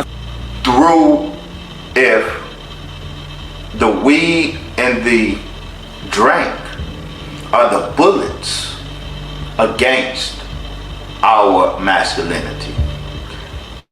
The gun that those two are shot from is our hip hop culture. Well, since we speaking on hip hop and the culture, how do you feel about hip hop overall? Are you a fan of hip hop? Oh, absolutely. At which point do you feel that weaponized hip hop made its debut? Yeah, we don't even have to be too speculative. The studies have been done. Dr. Denise Hurd out of California did several studies chronicling the rise of alcohol references in hip hop, the rise of drug references in hip hop, and the rise of violence in hip hop. Her multiple studies has demonstrated that, you know, when hip hop was very, in its initial stages, was very anti-drugs and anti-violence. the rise of alcohol, drug, and violent references she chronicles. They were the early to mid 90s, from 79 to 89. And then from 89 throughout the 90s, the level of references went from 13% to like 60% of hip hop was referencing alcohol, drug, and violence. Now, what happened in the 90s that caused this shift? Now, I got my MTV out. Savage! I'm a savage! Oh! I'm a savage! Whatever I want, I'm going to get! Whatever I want, I have to get! Yes! What's next? What's next? I gotta get it. I'm not gonna stay fucking down. I'm not gonna stay fucking lying down. I'm not. I can't do that, man. I can't do that. What's next? Give me something else. What can't you do? I can do it. I can do anything. Doug Morris, okay? Now this is where this is really important. In the 2000s, the top 5 rap record labels, okay? 4 of the top 5, so only P. Diddy of the 5 top record label owners did not in some way answer to this man. Where is he? Actually, the only thing that's changed in the industry is the way we distribute music and the way we sell music. Now, people always say, oh my God, that's ridiculous, nothing's changed. Well, nothing has changed. If you don't have a hit, you have a zero. You have nothing. So we're all slaves to the people, the brilliant people who are in touch with the culture and can spot an artist, can spot a record that's going to be important, that people are going to die to listen to over and over again. And that's hard to do. And that's where we invest our money, in these people. You were the first hip-hop president of a major label in the history of the world. Mm-hmm. How did that feel? Held that big responsibility. You know, I was the rap guy, particularly on women. But I think it helped change the course of the crack epidemic. I don't know what's this opioid thing, man. But being a crackhead wasn't cool back then. Being a crackhead wasn't cool. Now it seems like they're making it cool to be drinking lean and syrup and it's the most dangerous. It's the most dangerous thing that's facing our society. So why sign an artist that would promote that? Because I already answered that question. You weren't paying attention. She asked me talent or issues, and I said talent. But I have to. I can't give up on people. But I'm saying that's hypocritical, though. You're saying it's opportunistic. Yeah. I got people to feed. I got a business to run. You're gonna make Dame Dash take this clip and call you a culture vulture. Who's Dame Dash? You brought him up. I don't even know him. So you bring his name up. I don't even know him. So y'all made a lot of money together. Made a lot of money. Come on, Leo. Don't do that to him. I don't know him. I really don't. So, I don't know what to tell you. Just now. So he's still active, this guy. He wanted to push a kind of composite rap R&B sound, okay? So think about Beyonce, or think about Rihanna, think of that sort of stuff. That R&B thing where you have the R&B, the big R&B act, and then like Jay-Z comes in for a verse, okay? That general model was the Doug Morris model, okay? So Doug Morris is not only basically responsible for making rap bigger than rock, he is also responsible for the ubiquity of that Beyonce, Rihanna kind of R&B thing, that urban R&B thing where you get it's Beyonce featuring Jay-Z, say, or whatever, okay? And there's all sorts of weird collaborations, like, it's Rihanna featuring Ghostface Killer, it's kind of this weird thing where the That's very obvious in the Epstein case, but I think it's also pretty true as it relates to, the Diddy case as well. And he learned this behavior that he's now, in prison for and awaiting trial for from, various other figures that have somehow evaded the kind of charges that now face Diddy. And why is that? So the series is meant to sort of explore that, and also, how this broader, I guess, oligarch network that also has a lot of ties to the Epstein situation sort of pop up in the record industry with direct connections to Bad Boy Records and Bad Boy Entertainment, and some of these other business ventures of Sean Combs. There was a time when we had a corner on that particular market. What the hell going on? Oh, we heard tale of a party. CBS dominated every category of music in the entire industry other than black music. Things were completely set. The pop radio station only played white artists, and the R&B station only played black artists. Then it was a demand for those records on the top 40 side. Motown equal one thing: money. It was a rapidly growing business. What happened was the record business became a very sexy kind of a thing where you can make money. The black music, it was a viable market. It was something to pursue. It's no longer something that's done a little off of someplace with a few people. The conglomerates looked around and said, well, hey, we ought to be in it. Motown was the inspiration for all the black divisions and all the major companies. Most major companies, they are unable to really get to the black market because they don't know the market. They don't have black product. You got to get that first, and then learn how to merchandise to the black. The Howard Report was a study that was conducted in 1972, commissioned by CBS, Clive Davis. Basically, it was a blueprint for penetrating the black music marketing with the intention of dominating black music and black artists. I was a liaison between CBS and Howard. As a result, CBS expanded their black music marketing division. I said, how do we get into R&B music?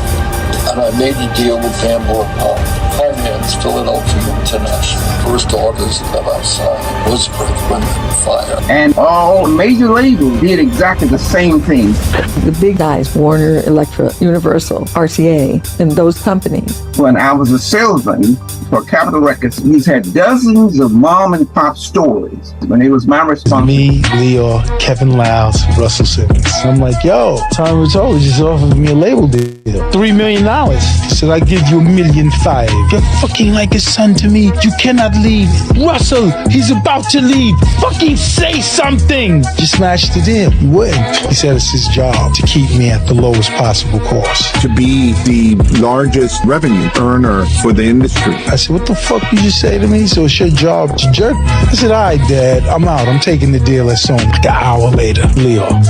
I don't want to argue, I don't want to talk. I just want you to meet someone, Doug Morris, which is his boss. Leo really loves you, Doug.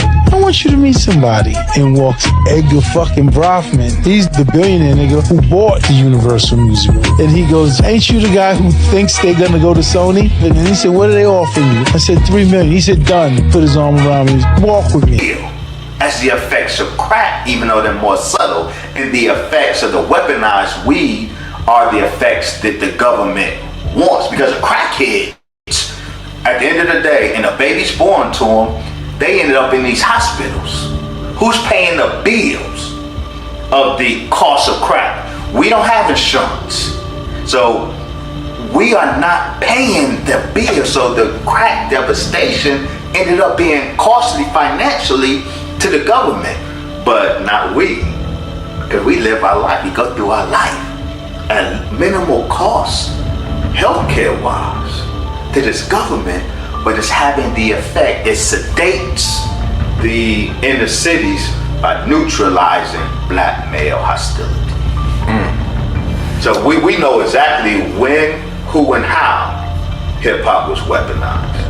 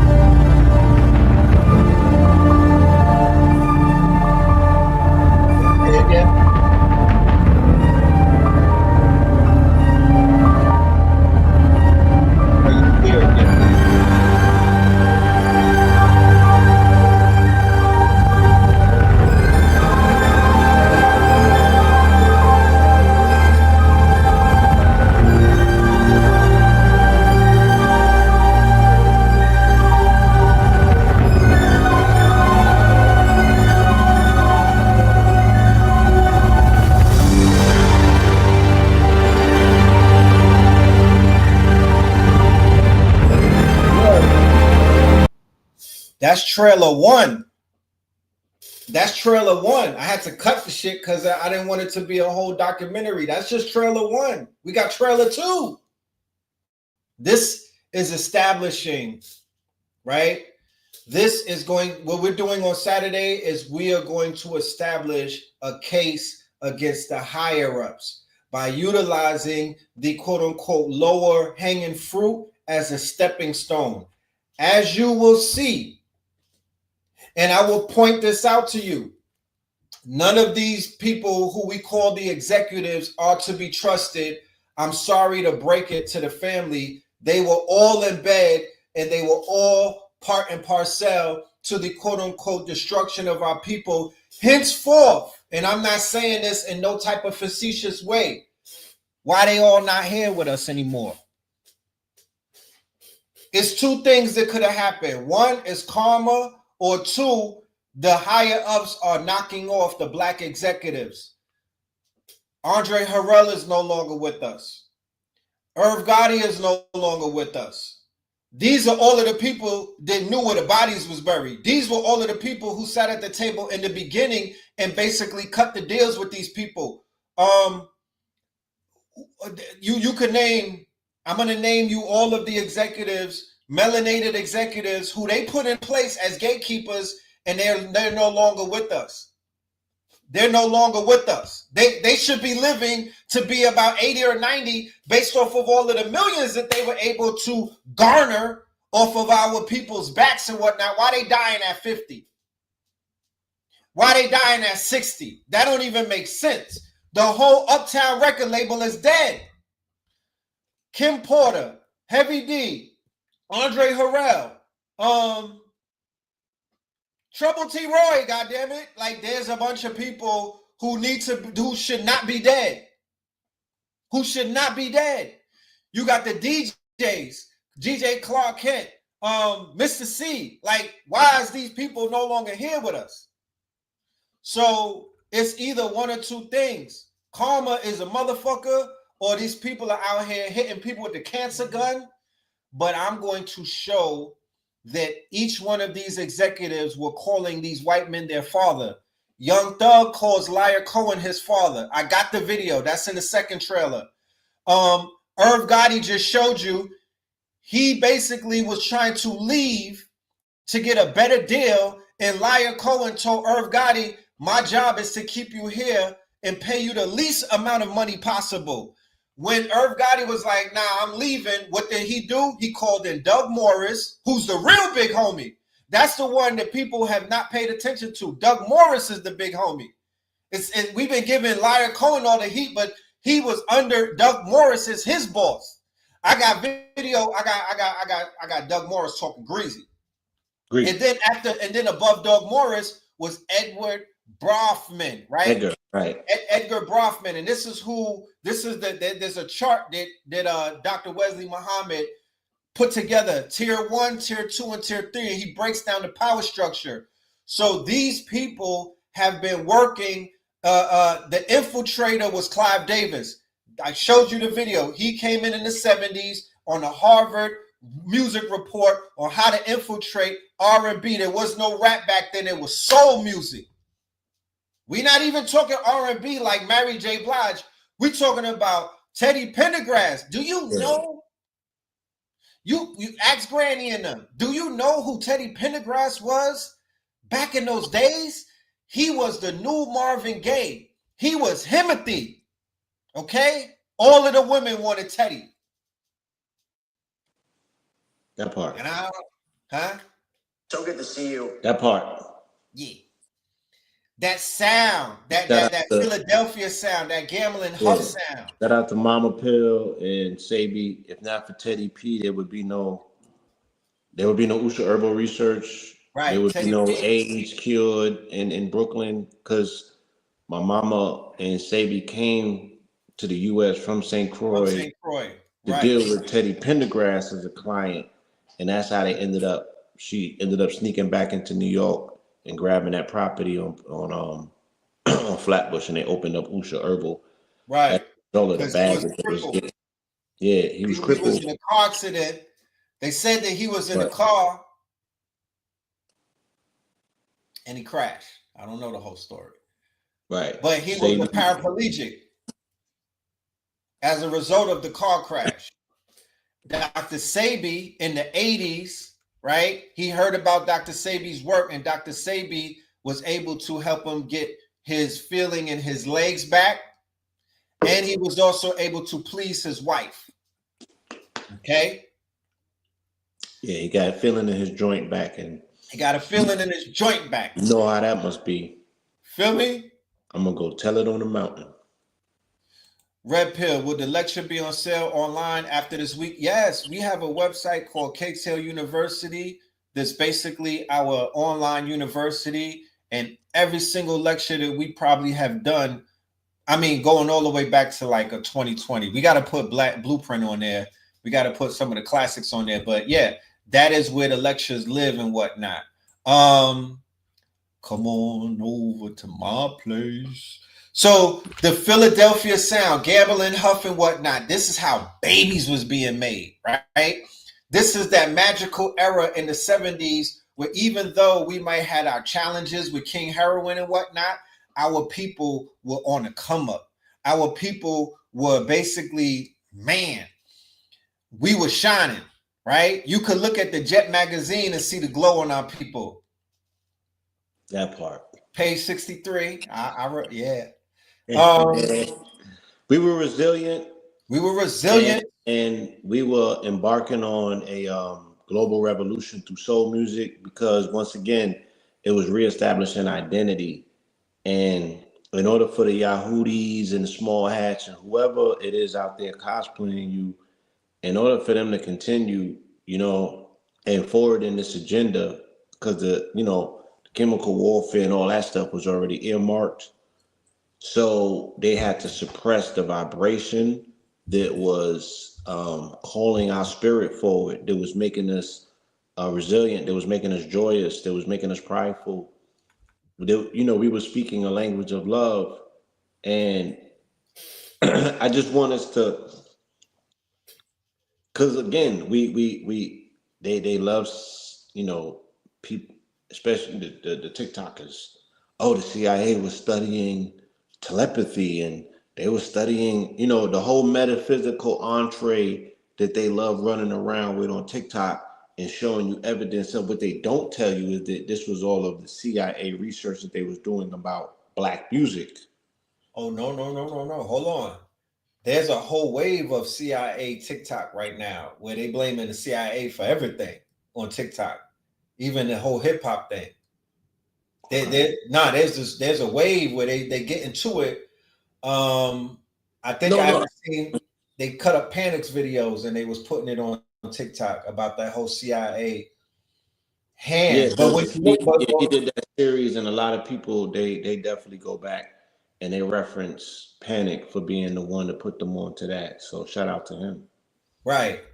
And when you look at the CIA's hand and their involvement in many of the assassinations of the Black messiahs and things of that nature, and the suppression of so many movements that were bubbling, not just on the land and whatnot, but across seas, right? They were knocking down revolutions going all the way to the continent.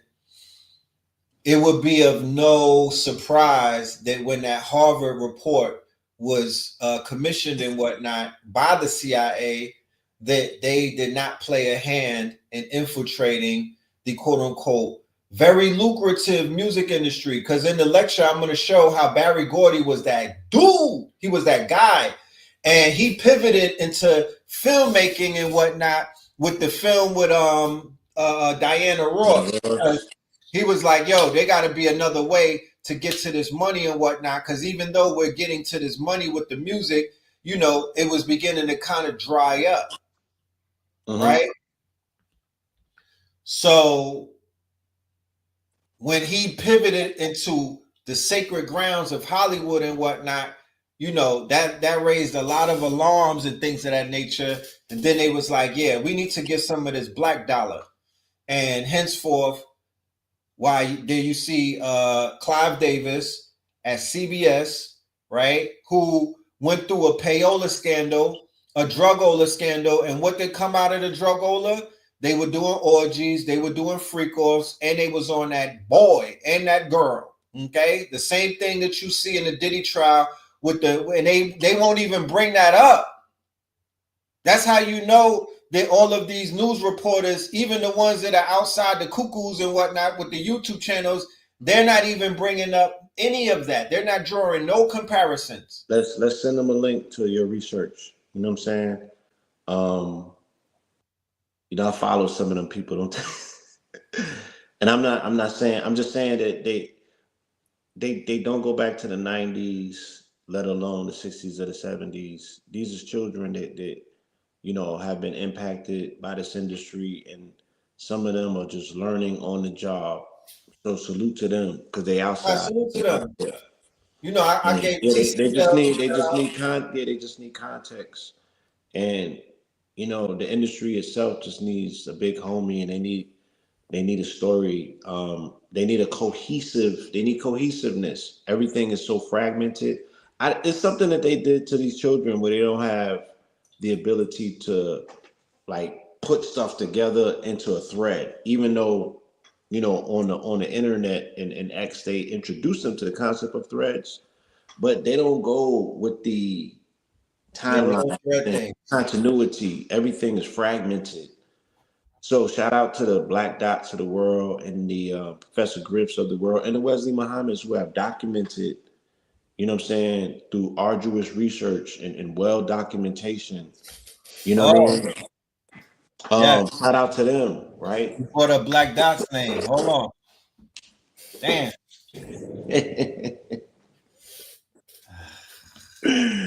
That's right. Do it on live. Listen.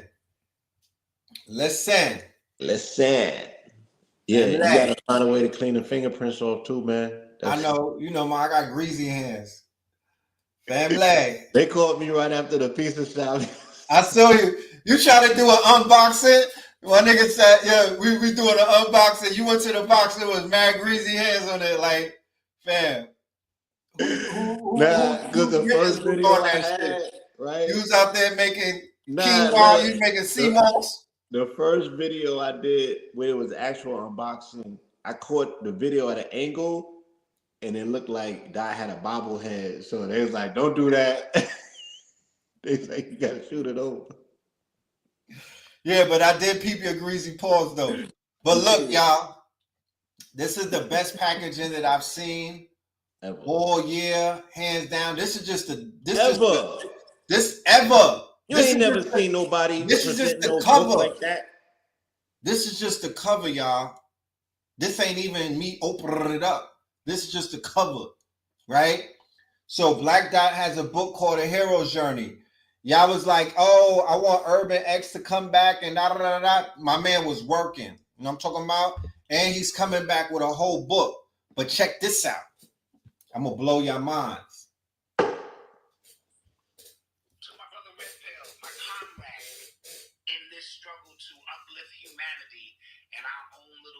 On some Mission Impossible shit. Thank you for all of your contributions to waking up our people, to staying in the trenches, to decoding, to being an inspiration for so many people. What you do is so powerful. And so I wanted to take the time to give you flowers now and tell you that you are appreciated. All the work that you have done over the years is important. And years from now, someone will come along and they will tell these amazing stories about who you are. Maybe. But Black Dot would like to do that now, give you your flowers, tell you that I love you, tell you that you are important. Oh, man. Enclosed is a copy of my book, Gotta Laugh to Keep from Crying. It is my story in totality. I want to share it with you in hopes that you get a better understanding of who your brother is. So with that being said, legendary. Enjoy it. Peace, love, and much respect. I love you, bro. Love you, bro. You talking about? Huh? You know, I started dusting my pen off ASAP. Oh man, it's official. I'm like, where my shit is at? Where I'm at? Oh man, it is official, man. I'm sending talking boxes to all of my balls out there, all my balls. I'm sending talking boxes when they open it up. What up, baby? Yeah, it's daddy. Daddy's home. Yeah, but nah, this is fire. Fire. This is fire. Fire. You know what I'm saying? Started reading the book. In the age of AI, in the age of everything digital, you know, he really made such a prominent case, should I say, for you know, the hard copy and physicality and non AI assistant. You know what I'm saying? No computers was needed for the making of a classic. Just the ingenuity He of mixed the mediums. Mixed the medium. Because his commercial is AI. Yeah, the commercial is AI, and it did take it over the top. So let me say he has exemplified the perfect balance of how to do both, right? How to use your entire creative tool belt and balance it out, right? Shout out to Mama Dot, the whole team. Yes, that human ingenuity went into writing the book, putting that package, and he had to sit there and make all of them separate videos. Salute to him. That's just legendary. Right. And then he has a crazy trailer. Amazing, captivating. He has set the bar on what book publishing and releases will look like going forward. Black Dot has set a new precedent. He continues to innovate and be a trailblazer and a trendsetter in this thing called consciousness. I told y'all I have full faith in my pen as one of the illest pens on the planet, but I've always, and everybody knows, giving it up, right? You always gave it up. Always. And I was in a position where I could have tucked it away. I didn't. I made sure that not only I put his pen prominently in a position in our newspaper where it needed to be on the front cover. I was like, I'll get in the back of the bus and get my shit together. You feel me? And I did. But I didn't allow that to block genius. I recognized genius and I put him in a position that he needed to be where he can tell the stories that we are regurgitating and reemphasizing now. These are the stories we were telling in 01, 02, 03, 04, 05, 06 in newspaper, right? Make sure that the hood was reading, because the hood does read if your stories are compelling. They do. And at the same time, while all of that was going on, he also was laying the foundation for the latest, our latest iteration of what we consider to be the conscious community in regards to lectures before debates. You know what I'm saying? Yes, sir. Shout out to Black Dot. You know what I mean? Shout out to Shabazz as well, because they're bringing that LIU back. I know they got Shabazz. Right. Yeah, they got a series coming up. Yeah, shout out to Shabazz. Yo, Shabazz, I'm working. We working. For all of my New York family, stay tuned. We might have a pop-up coming up the first week of June. I'm gonna keep y'all informed about that. Just stay tuned. We got invited to Parliament after my Ghostface post. Okay. They want you to come through? Let me pack this nigga out of Parliament. Yo, boom. On Tuesday, y'all. Next Tuesday in the city of Atlantis, all right? We got Techno Tuesdays IRL. The God, Spence City will be in the building. Red and blue, Spence City. We're going to be doing Techno Tuesdays IRL at the bookstore, 488 Edgewood. Movie. Straight movie. You know what I'm talking about?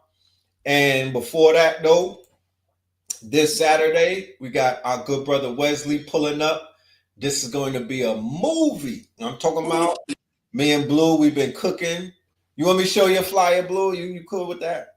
Yeah, man. Yeah, I was getting some feedback. It's the AI, man. I try to talk to the AI like, come on, fam. You can't do homie like that. Not the homie. AI was like, nah, F that. This is how he look. Look. Niggas was like,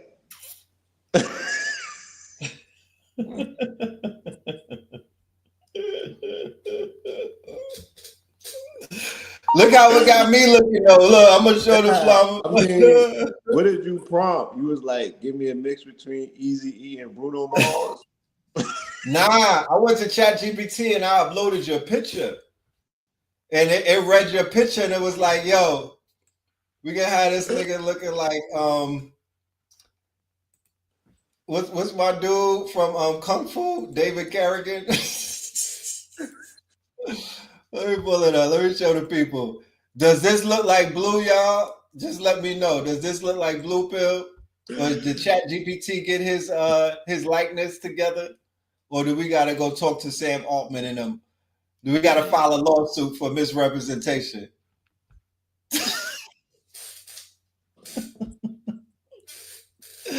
They say you don't look like Bruno Mars. They say you like Bruno Neptune. Bruno Pluto. Bruno Pluto. Niggas like, I thought that was Asir.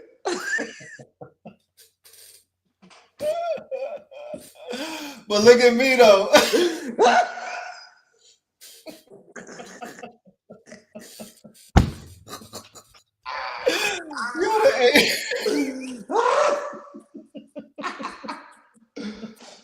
Yo, it's like they blended you, Spud McKenzie, and Amir together.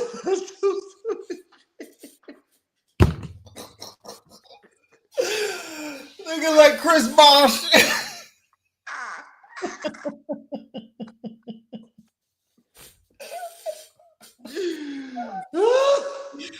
Yo, the AI got jokes. Me, the AI got jokes. What we doing?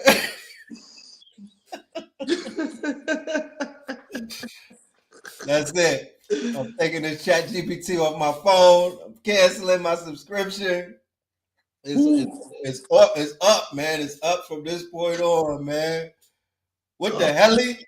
What the helly? What the helly? Can't even. It's Heliante. It's a face. I can't even get it correct. I gotta Google the name. I gotta Google the picture. I don't want to miss the layup. Oh man. That's why we've been pushing the Wesley flyer alone. Alone. You feel me? What the helly? What the helly? It caught him. Look, it got him pretty good, right? They got Wesley. It got my guy snatched the boat. Got Wesley. Yeah, representation. Yeah. Then I went and put my picture in there. I'm like, what the helly? What the heliante? Algorithm ain't in there yet. Yeah, the algorithm ain't in there yet. They not feeling us. Oh man. But look, I gotta pack it up soon. Yeah, I'm wrapping this up. We wrapping this Yeah, they got enough. They got a lot. And no disrespect to y'all. Y'all deserve it all. You know what I'm saying? Y'all do deserve it all. We got so much to we want to limit give on you. y'all. I'm just saying you got a lot to work with, and there's a lot more to come, you know, via this lecture. It's gonna be collegiate and strategic.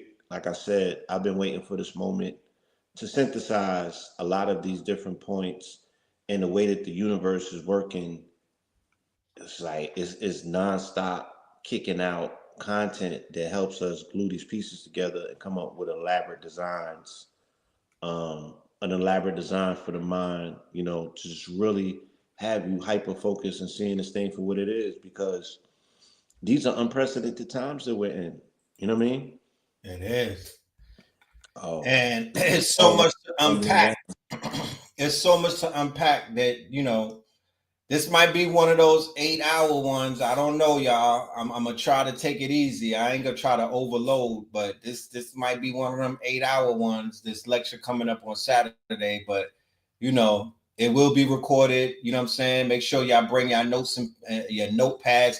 I know Dr. Wesley is gonna go crazy because his research, the book that he put out, and the shit that he been doing is already crazy. So when I heard, you know, I said I gotta bring this to the Patreon. I gotta bring this to KTL. We gotta form Voltron. We gotta unpack this hip hop shit. And this is before the trial started. This is before the Diddy shit started. So the Diddy thing is giving me so many quote unquote. Like I said, foresight. You know, our ability to prepare ourselves to be somewhere, to receive the past when it's thrown. You know what I'm saying? And I think that we've done that expertly. Matter of fact, let me take a second out just to give ourselves a round of applause for being 10 toes down. Like I said, doing the research, I'm like, damn, we was already here, 2009. I mean, and for me as a journalist, I was already there 2001. And for me in my heart, I was already in 99 when I was looking at this shit inside of the industry with disgust. When the nigga accessed the model for him, and I was like, nah, I'm good on that. I ain't being Sean and this nigga's John. We not doing the gimmicks, man.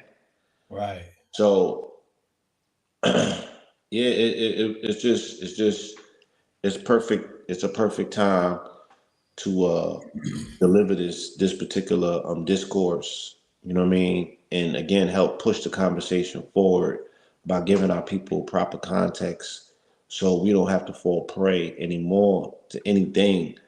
Because once again, I don't promote the paradigm of victimhood. Everything to me is about volunteering. And I'm noticing some gaps where people may potentially have gotten themselves caught up. I'm listening to everybody's testimony. Fact. And I'm seeing that these are all crimes of desperation. Fact. You know what I mean? That he knew specifically how to pick his praise. You feel me? And a lot of people went for the dangling carrot. And because of this illusion of celebrity and inclusiveness. And how do I know? Once again, because we were there. And thank you to Jackie Rowe. Thank you to Mike Tyson. Thank you to the people that had our cover. They was protecting the people who walked us in. Because even in that time, it don't have to be now that I look back in retrospect and see what desperation looked like. We saw it then. Saw it back then, yeah. We saw it right next to us, right? Who was willing to go and who didn't have to go. There was a lot of stuff that was happening in real time. So, we have seen that level of compromising taking place from day one, from the mid-90s. I would dare say since a person named Sean Combs came on our radar since 1991 with the City College situation, we have seen capitulation and desperation and what it leads to when all of the signs are there, when all of the red flags are there. Right. And if you read the room, and the room being the culture, nothing has changed. There's going to be nothing that's going to change. People are still selling their children to celebrities. Men and women are still grabbing ankles. The modus operandi is to get it how you live, right, and to quote unquote, do what you got to do. They said the most women that got fired in this last quarter were Black women, right? An astounding number of Black women have been laid off, have been quote unquote given the axe, have been put out into the quote unquote world to figure this shit out, right? Sure. They took the and OnlyFans is clearing billions of dollars a month, right? So they're setting things up, or it's already been set up. It's one of those unwritten type of things, like it's in the air. You want to get some bread, you want to get some easy money, you want to get on, you want to live the good life, you want your quote unquote, because what is this man, this high value man that everybody is talking about? Can I tell you who the prototype was? Please do. Sean Combs. That part. All right. When he started on Young Miami, that rhetoric really jumped up to where these women was like, yo, I need me, not a baller anymore. I need me a billionaire, millionaire, high-level man who's going to give me the princess life. Right, even if I'm getting peed on. Even if you're getting peed on. Because she... Right. Let's go to this next commercial and we out. No way out! No way out! Take that! Take that!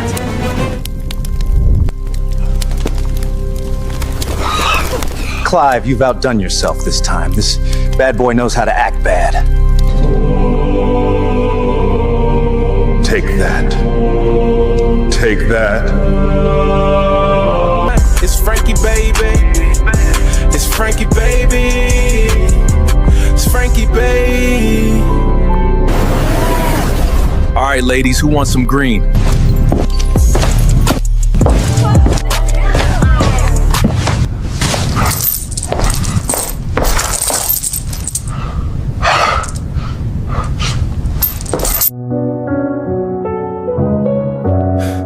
Frank Black, aka Stacks, bad boy for life.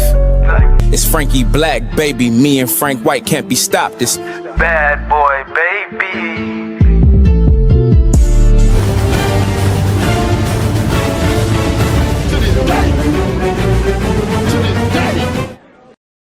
To this day.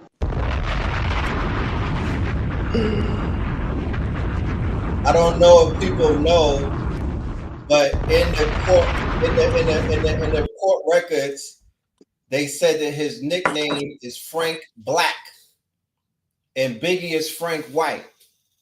They also said that the Punisher said that he pulled up in a burqa. Puff Daddy was wearing a burqa with a Yankee hat on, right? Yeah, a hijab.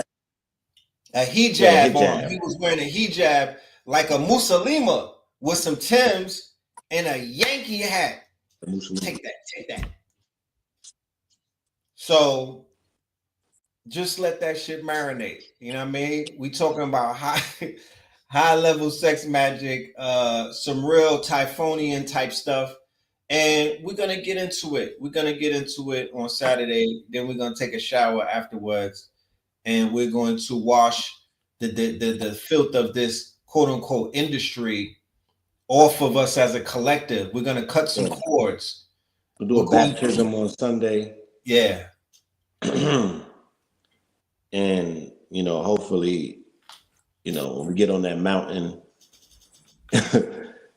we could do a full, a full core cleanse. Yeah, full cleanse, a full core ceremony. And that, ladies and gentlemen, is this right here. Yeah, the shedding of the old skin. The shedding of the old skin. Our old selves. And you got to put something down and pick something up. So yeah. What are you willing to let go? Because we've been holding on to a lot, or unbeknownst.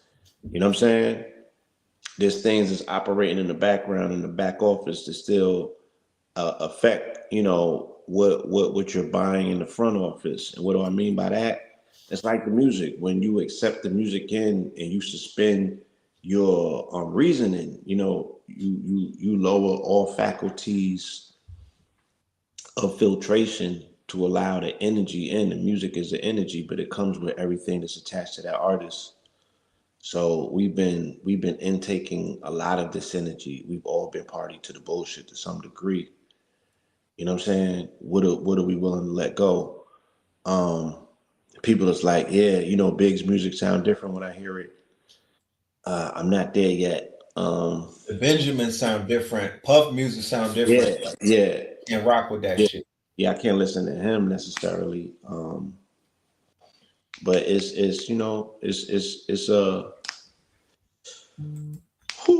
we're gonna have to have a big conversation in the community. And I guess this is the beginning of it. But when this trial is done, a lot of people still have to be taken to task, because there's so many people that were co-conspirators. And I'm like, just by being there and just by being attached to that energy, like, what are we willing for the sake of these children? And let me say something, like, I went to a concert yesterday. Bless you. It was a free concert. It was in East Point, and it was the farewell concert for Goody Mob. Oh, shit. I was supposed to go there. You went there? Yeah, I was there. Okay. So, Trina, Too Short, 8-Ball, MJG. You was streaming them? And then Goody Mob. Oh, Trina, yeah. Yeah. So the level of ratchetness that took place in the daylight hours before Goody Mob came up, with a little bit more responsible content. And let me, I have to be forthright and honest, because I would be fronting. Because you was twerking. I grew up on 8 Ball and MJG, and I always wanted a Pen and Pixel poster, even though I know that was Cash Money. You know what I'm saying? I thought the Teller was hella cool. And I did too. Yeah, Space Age Pimpin'. I never wanted to pimp, and I didn't think I was a pimp. But there was just something about 8 Ball MJG's music. Oh, they had bars. They had bars. They had bars, and I thought that they was hella cool. I loved the way Big Boy was able, you know what I mean? They were just the coolest niggas ever. He remind me of homie Big Texas, the dude from Dallas, Big X Plug. That's who son was back then. He had bars. He had bars, and he was just cool. It was just something totally different about them. I dug the aesthetic. And when I heard the music yesterday, nothing changed for me in terms of, I was like, yo, I still fucks with them. And they was uber professional in terms of their performance and the way that they bounce off one another. Yeah. MCs. I even have a place of respect for Short because I go all the way back to when Short was a conscious artist, right? I remember that Too Short. Short was kind of... Yo, did you see the movie with Simba? Movie with Simba? Nah. He's doing Too Short movie. They did a Too Short movie. I didn't see it. Yeah. You said he was conscious? Yeah, I'm sure if you see the movie, if you see the movie, he will explain that he was doing the West Coast version of The Message initially. Right? Mm-hmm. Conscious was conscientious for the most part, right? Pretty conscious. Yeah. Yeah, because Ice-T was, Yeah, just like Ice-T was. Yeah. He was speaking as a street reporter. Right. They were speaking about conscientiousness, not consciousness. I'm conscientious of my environment and what's going on, and I'm going to tell you the plays and the blows, right? And then the artist puts themselves into the narrative. Like me, I report, but I also create the news. You know what I'm saying? And sometimes I report the news that I create.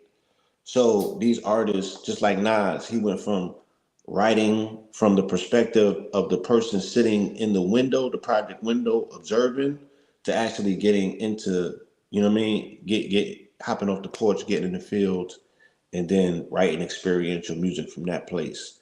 So I understood that was Short, but I'm like, it's 2025, and Short got to be 60 something, and I'm like, is it Short's fault? Or is it that he did such a good job of connecting with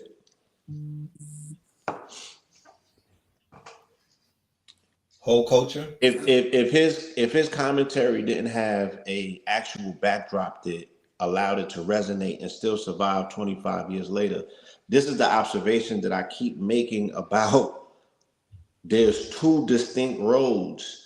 And one lane got crashed and the other lane progressed, right? The revolutionary conscious, right? Community died off so long ago, and we still talking about remnants of it, where the things that have replaced it have become the predominant parts of culture that have become mainstays. Like Dad told us, how you know that you're not talking about, how you know that conscious music wasn't the exception and not the rule? How you know that wasn't the glimmer of this? As opposed to, he's like, nigga, party and bullshit been here forever and it ain't going nowhere. That is the rule. Right. We got a glimmer of hope that we call the golden age. It's not coming back because there's no background in society to promote it. This is why Kendrick is... this is why Joey Badass is the MVP on the losing team, because even though he decimated his opponents, he don't have the culture to back him up. He's the MVP on the losing team. Kendrick and them have supplanted consciousness and raised a flag on the West Coast where they got a culture to back him up. Even if he chose to fall back into gang culture runs America. It runs Black America. It is sitting at the top as the dominant culture. It is the nigga is the zeitgeist. It's the zeitgeist. It permeates and controls the culture. The consciousness of the culture is for the most part And I heard Deontay Kyle speaking on it in one of his clips about how prison culture is so prominent that it spills into the street, and then the streets imitate prison culture. So this is how things become part of dominant society and dominant culture. Right. And not only that, dominant hierarchy, or what Wesley Muhammad calls the epsilon male. Go ahead. Right. Not only that, he said that the jail culture spilled over into the streets, and then people who are considered to be squares, right, who are civilians, who have nothing to do with the streets, now they have to quote unquote conform, and now they're being subjected to prison theology or prison rules. Don't snitch, don't do this, don't all of that stupid shit. And what the hell does that have to do with somebody who don't got nothing to do with that? The citizen, but there's no citizens because once again, it's under siege, right? The streets are under siege by the prisoners, right? The prisoners run the asylum. There are no citizens. Everybody's a Vic, right? Without again catering to this concept of victimhood. Because you have to volunteer and acquiesce to it to be like, I'm part of this culture, but I'm not gonna push back against it if I'm not of it. But no, squares now have to acquiesce because it's the dominant nigga hierarchy. So whatever starts at the top trickles down, and everyone has to fall in place to play them games, right? Or they don't play with you. Pause. So, you know, again, able to see this dynamic that I'm like, the gangster grannies was the loudest screaming at the concert. They knew every lyric to Too Short. They knew every lyric to and they knew every lyric to Trina. What color were their hair? All colors. So these was women that got caught up in the 90s when they were children. They've had children, and their children have had children. And all of them were there getting programmed yesterday. So for someone who might be socially conscious and thinks about saving their people, I'm like, I think you lost that. You got to figure something else out, pivot somewhere else, because this shit is in us. It is us. It's who we are. And it's the backboard that all of this shit bounces off of. It's just, we got ratchet in our RNA. Like, there's no saving us. And if that's the metric, there's no saving us. Right. And the white men that was doing the soundboard shit, I tried to catch them on the camera, but I guess everything ain't to be caught. I saw it though. They was huddling and they was having the time of their life looking at that shit. Oh yeah, that's their enjoyment. They was having the time of their life looking at these women bust veins in their neck, talking about what's my fat bitch? Like every depreciating lyric, bro. When MJG, the energy that they was giving, like you could tell, like, damn, they've been waiting their whole life to do this. It's the religion. It's the true religion. So it is. So when you talking about white man, there's no white man in this equation. You feel me? Other than the one who put the shit that I talk about, again, going back to Oakland, where the revolution was lost. You know what I'm saying? And the gangster and the hustler got in bed with the popo, with the man, in order to subjugate and do away with the revolutionary who was standing in the way of him making his bread. In Chicago, they had a way of flipping it, right? Because the revolutionary became the gangster. He was able to insulate at least that much of his control that he was able to put the streets in game long enough until them boys came and got him. That tells you that he was not working with them necessarily. They took money from them and they was able to get them that way, but they wasn't doing their bidding. And that's also why they needed to get them out of the way, because that's gangland for real. But on the West Coast, it's a totally different story. And to this day, it remains such. And Did the granny stay for goody, Mark? Did the granny stay for goody? Again, like I said, they wasn't reciting all of those lyrics. They wasn't talking about who's that creeping in my window. That energy that they reserved, it was for the ratchet. You know what I'm saying? And that was their farewell show. So you would think that the whole city would have stuck around, but they was packing it up. You know what I'm saying? And no disrespect to Goody. Shout out to Goody. They did an amazing set, had an amazing show, and they really, you know, laid it on the line and they left it there. But yeah, nothing rivals Ratchet. Nothing rivals Ratchet. Not with our Yeah. people. They got permanent. They got hot sauce in their veins, and I'm of the ilk. I'm not talking crazy about us as a people. Like I'm separate. I got my personal limits though. You know what I'm saying? And I just certain shit I would never do in front of white folk. Right. Just nah. Right. I hear that, man. I wanted to be there for that, but I'm glad you made it. So, ladies and gentlemen, I want to thank each and every one of you for sticking in with us through these hours. We 2 hours and 20 minutes in. Felt like we just started this, but you know what they say: time flies when you dropping gems and whatnot. I got to get back to putting this lecture together and also trailer number 2. You feel me? I got more information, even if a person don't make it to the lecture. Hopefully, the trailers will spark some type of thought and help them do a little bit of research. Like go and research Doug Morris. Go and research Edgar Brofman. Go and research Liar. Go and research all of these people. Watch their videos. Listen to some of the crazy things that they say. Listen to their arrogance. Like they don't think that they can be checked. They don't think that they don't think nobody is going to hold them accountable for systematically putting billions of dollars behind dysfunction, and chasing away and chasing away enlightenment. Could you imagine what it's like if you are an executive and I put $1 million into you to do something detrimental to your people and I make $10 million from it? And then I'm able to take that $10 million and fractionalize it and do that 10 times more. 10 times more. To 10 other artists. And if that artist does not repay me, I own him for the rest of my life. And that ratchetness is on repeat forever. And I know that I'm raising generations after generations after generations of dysfunction based on a slap. Yeah. You're slapping. Yeah, it's definitely gonna play. Yeah, you ain't invite me to the barbecue, but I own the shit that's gonna play at your barbecue that's gonna cause a shootout. Yeah, like they don't need to be at the barbecue when they own the masters to all of the music at the barbecue. Like, let's talk about it. And they make all the processed food and the poison that you drink, the poison that you eating on the grill and all of that. Why would they be at the damn barbecue? They done put this is Clone Tyrone. They know you niggas is on Hennessy.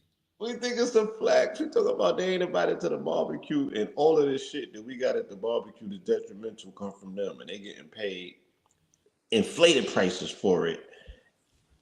Not just the initial purchase, the deterioration of it. Yeah, the after effect 10, 20, 30, 50, 60, 70 years later. Right. Us intaking poison and celebrating it. They know that they're going to benefit from our deterioration, our dysfunction. You know what I'm saying? And it's just sad that, once again, that it's so easy. You feel me? It's just sad that it's so easy to do. And it has worked succinctly so well for so long. And there's just such little resistance. So when we do come together and we do things such as this to enlighten and educate our people and shine a light, and really bring receipts, you know, and not just give you conjecture, but also give you solutions. Because I'm gonna lay out some definitive solutions. Because we haven't been sitting around just watching, you know, the fuck shit take place. I had read a very crazy email about DMX and some personal belongings, recordings, and artifacts of his that somebody else had, you know, and they put it on auction, and none of that is going to his family. You know, and again, these are the people who we exemplify as being the greats. And they had an entire career about being gangsters or taking things from people by force. And the small hats was able to finesse them and strip them of everything with the stroke of a pen. There's nothing gangster about that. There's nothing gangster about them. There's very much something gangster about, because you need to see these small hats. Like, I lived in Hollywood, my nigga. These niggas, 80-year-old with the hook nose jumping out of Bentleys. And a hunchback. Yeah, hunchback. They be like 4 feet tall. You know what I'm saying? Fleet the niggas out of their souls with the stroke of a pen. So, yeah, the redefinition of what gangster is and what tough is, and the shit is just clownish. The things that we celebrate and the people who we herald and hold up, they're just travesties at this point. And it just hurts because they were so talented, but their talent has been weaponized against them and is still being used as a Megatron against our people. You feel me? Because I can only, just imagine a child that is in a car seat at the age of 6 months old and their parents is playing DMX at 8 in the morning with the volume on 10 driving them to school. You know what I'm saying? I'm going to just leave it at that. So, yeah, y'all, we got some work to do with this lecture, but we definitely coming through to move mountains, shift paradigms. And and with all that said, like I said, I have a solution, right, in terms of artist rights and, people really getting their act together. If this is something that you really want to do, and you really want to be a boss, and you really want to be in control of your IP, you know what I'm saying, and you really want to set your family up for longevity, there's a right way to do it. And we just been watching people do it the wrong way for far too long. Right. Yeah, I'm gonna share that as a solution. That's gonna make my heart, a lot lighter. That I know that I've given what I've researched and I know is gonna work to help somebody secure their future going forward. And with that, I'm gonna say thank you, Peach. Indeed, bro. No doubt. Family, thank you all. We will see you on Saturday. We might pop up before that. You never know, but definitely tomorrow. For all of my KT aliens and students in the building, you know that the class number 4 for the 100 income streams, our last class for this cycle, is coming up on Friday. Me and Spence City, we're going to go crazy. It's our last class number 4. We're going to go bananas on this one. Shout out to all of the students who've been getting this game and utilizing it and putting it to use. We will see you 8 p.m. tomorrow in class. All right. And with that being said, peace, love, and light. And one. Red, blue, purple light, friends. Red, blue, purple light, friends. Facts. Red, blue, purple light, friends. Red and blue, purple light, friends. Facts. You can get to know the ledger, sacrilegious Sunday to melanin Monday.